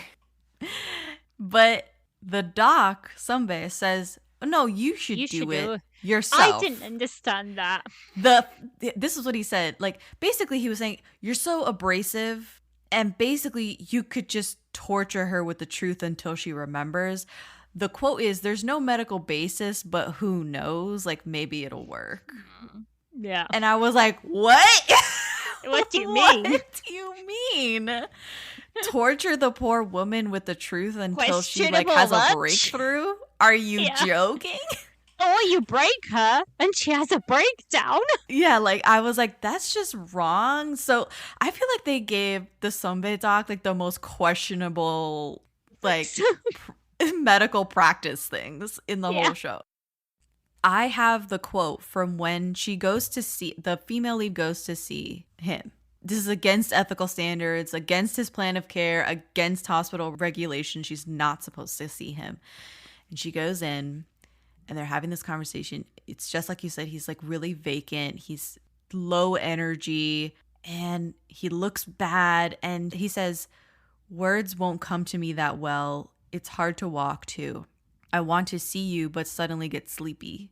Even now, seeing you in a while, I want to make you laugh, but I don't know how to make you laugh. I can't think of any words. I want to hug you, but I don't think I can. I'm not sexy, huh? and I started crying. Broken. I started crying. Sobbing. I lost it because he said, being here, I feel so small. Jess, when I tell you, I started crying in Oh my episode 13, and I did not stop crying until episode 16. I was just like sobbing the whole way through those last episodes. Completely sobbing. It was so much. It was so much. Very high intensity emotions the last few episodes, and thankfully, like, we do get a happy ending. We do. Like, there's like several time jumps, I think, in the last episode. She does go on sabbatical and travel while he gets treatment. He's in and out of treatment. He does make a comeback. My God, that scene, episode 15. I have to talk about it. In where he the goodbye to Dio. Clicks. Yeah, but just before that, he finally clicks that Dio's character is not real. Right, because she tells him to find the contradiction in the illusion in order to break it. She's like, there's always something wrong. Yeah. About the hallucination. And it's not the doctors that can find it. It's only you. It's him, yeah. Yeah. And it's the fact that he's been the same age and the same school kid for 3 years. It was so awful. He's like, what year? He asked Dio, what year are you in high school? He's like, oh, I'm in second year. And he's like, how long have we known each other? He's like, 3 years. Dun, dun, dun. Like, it's just such a moment. And everything starts coming back. Yeah. And then he starts noticing all the wrong things that he didn't see or didn't realize before. And he gets admitted again. And then he washes his feet. And he brings out some trainers. I just have this, and I wrote it down, because in episode 16, he says, so Dio's character says, shouldn't I come anymore? And he says, my girlfriend said to say thank you, that if I hadn't met you, I probably wouldn't have survived the guilt. I was actually comforting me as I was comforting you. Thank you for everything, Gwangwoo. I realized after I met you, even though I act tough, the assaults from my stepfather and brother were really scary. I really hated how weak I was for not being able to do anything. While my mom was being beaten, when I was running away barefoot, even though I wasn't crying, I was really scared. It's all in the past now, right? I think I've become quite a decent adult now. And then he goes, I'm leaving. And I'm like sobbing. And he's like even Dio says, like, even if you see me again, like, don't acknowledge me. Yeah, just ignore me. Just ignore me. Oh my God. I can't. And I'm like, I'm tearing up just thinking about it. I know. It's always been a facsimile of himself, right? A mirror image of his younger self. And so it's like, it's a part of him. It's just so layered and deep. You know, healing your inner child kind of thing. And, yeah. And not that all schizophrenic patients have such a like inner child hallucination that they need to say goodbye to and make peace with. But like in this specific K-drama case, that's what was happening. Yeah. And actually, I think watching it, so I'm just going to mention this because I thought it was quite interesting. Daily Dose of Sunshine has a schizophrenic story in it, and they say it's really stigmatized in South Korea to the point where they won't like rent to people houses and stuff if they know that they're schizophrenic and whatnot. And like having watched that in Daily Dose of Sunshine and then seeing it, you know, in this drama 10 years ago, it was really like impactful. And I think that's what kind of made me click even more with the mother's situation as well. And I was like, the way that they did it here, it really worked. It really, really worked. I think that we have to say one last thing about the twist is the significance is also in the fact that Cho In-sung, this household name, this hot K-drama actor, a mental illness. Like he is suffering from a very serious schizophrenia, a very stigmatized illness in Korea that a lot of people don't even 10 years ago, let alone today, don't even know the symptoms, don't even know like what that is, how to treat it, yada, yada, yada. To see him, of all people, be the vehicle for this story, I think is brilliant. Like that's part of the brilliance of the show. Yeah. Is that he's the one that told the story. Like through him is how people are learning about this. Yeah. And it's good heart-wrenching. And it's heartbreaking. It's good shit. It's good drama as well. Yeah. It's so good. It's so good. It's so good. We got through the end of the show. As we said, it's a happy ending. I don't know if we want to go into details. They get married. She gets pregnant. They're still living in the house with the housemates. I will say, I really enjoyed. That's just like my last little thing. I really, really enjoyed the fact that coming out on the other side, she still went and did what she was supposed to do. She didn't stop herself because she was meant to go abroad to do some medical thing. You know, she's going to work abroad or something for she's going to go on sabbatical. Like, yeah. And he's like, that's fine. You go do you. We can still be, we'll work on each other. And it's like, it's beautiful that they went away, they worked on each other, and they came back even stronger than before. And I'm like, this is brilliant writing because like it's a time jump done correctly. Exactly. That's exactly what I thought. It's not a time jump for time jump's sake. Exactly. It's not a breakup. They don't break up for breakup's sake. It's not even that. It's just that they go away, they work on each other, they work on themselves. They have the goals that they like. He needs to get better, and like she can't even be that. She's not allowed to be there, like ethically and like for a plethora of reasons. She really can't help him in this journey, and she is his goal.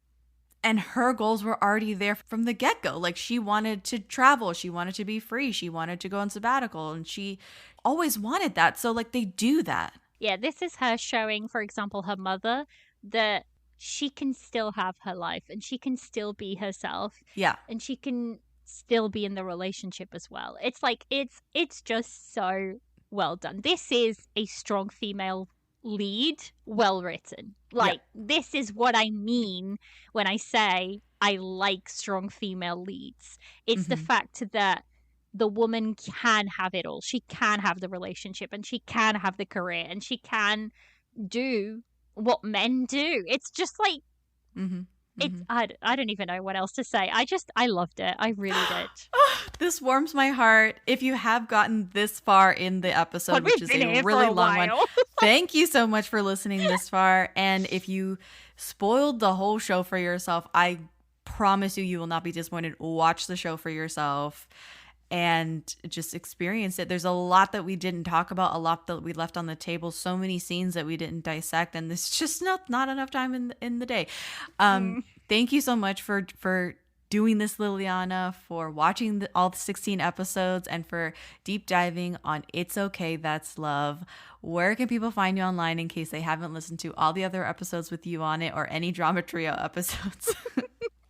So you can catch the Tea and Soju C-Drama podcast on any, of your listening sites, Spotify, Apple Podcasts, Amazon Music, all of those. And we don't just do, although we do focus mainly on Chinese dramas, we do dive into other Asian dramas too. And then on the socials, it's just Tea and Soju pod on all of them. So that's Instagram, TikTok, X, Twitter, whatever. Yeah, on all of those as well.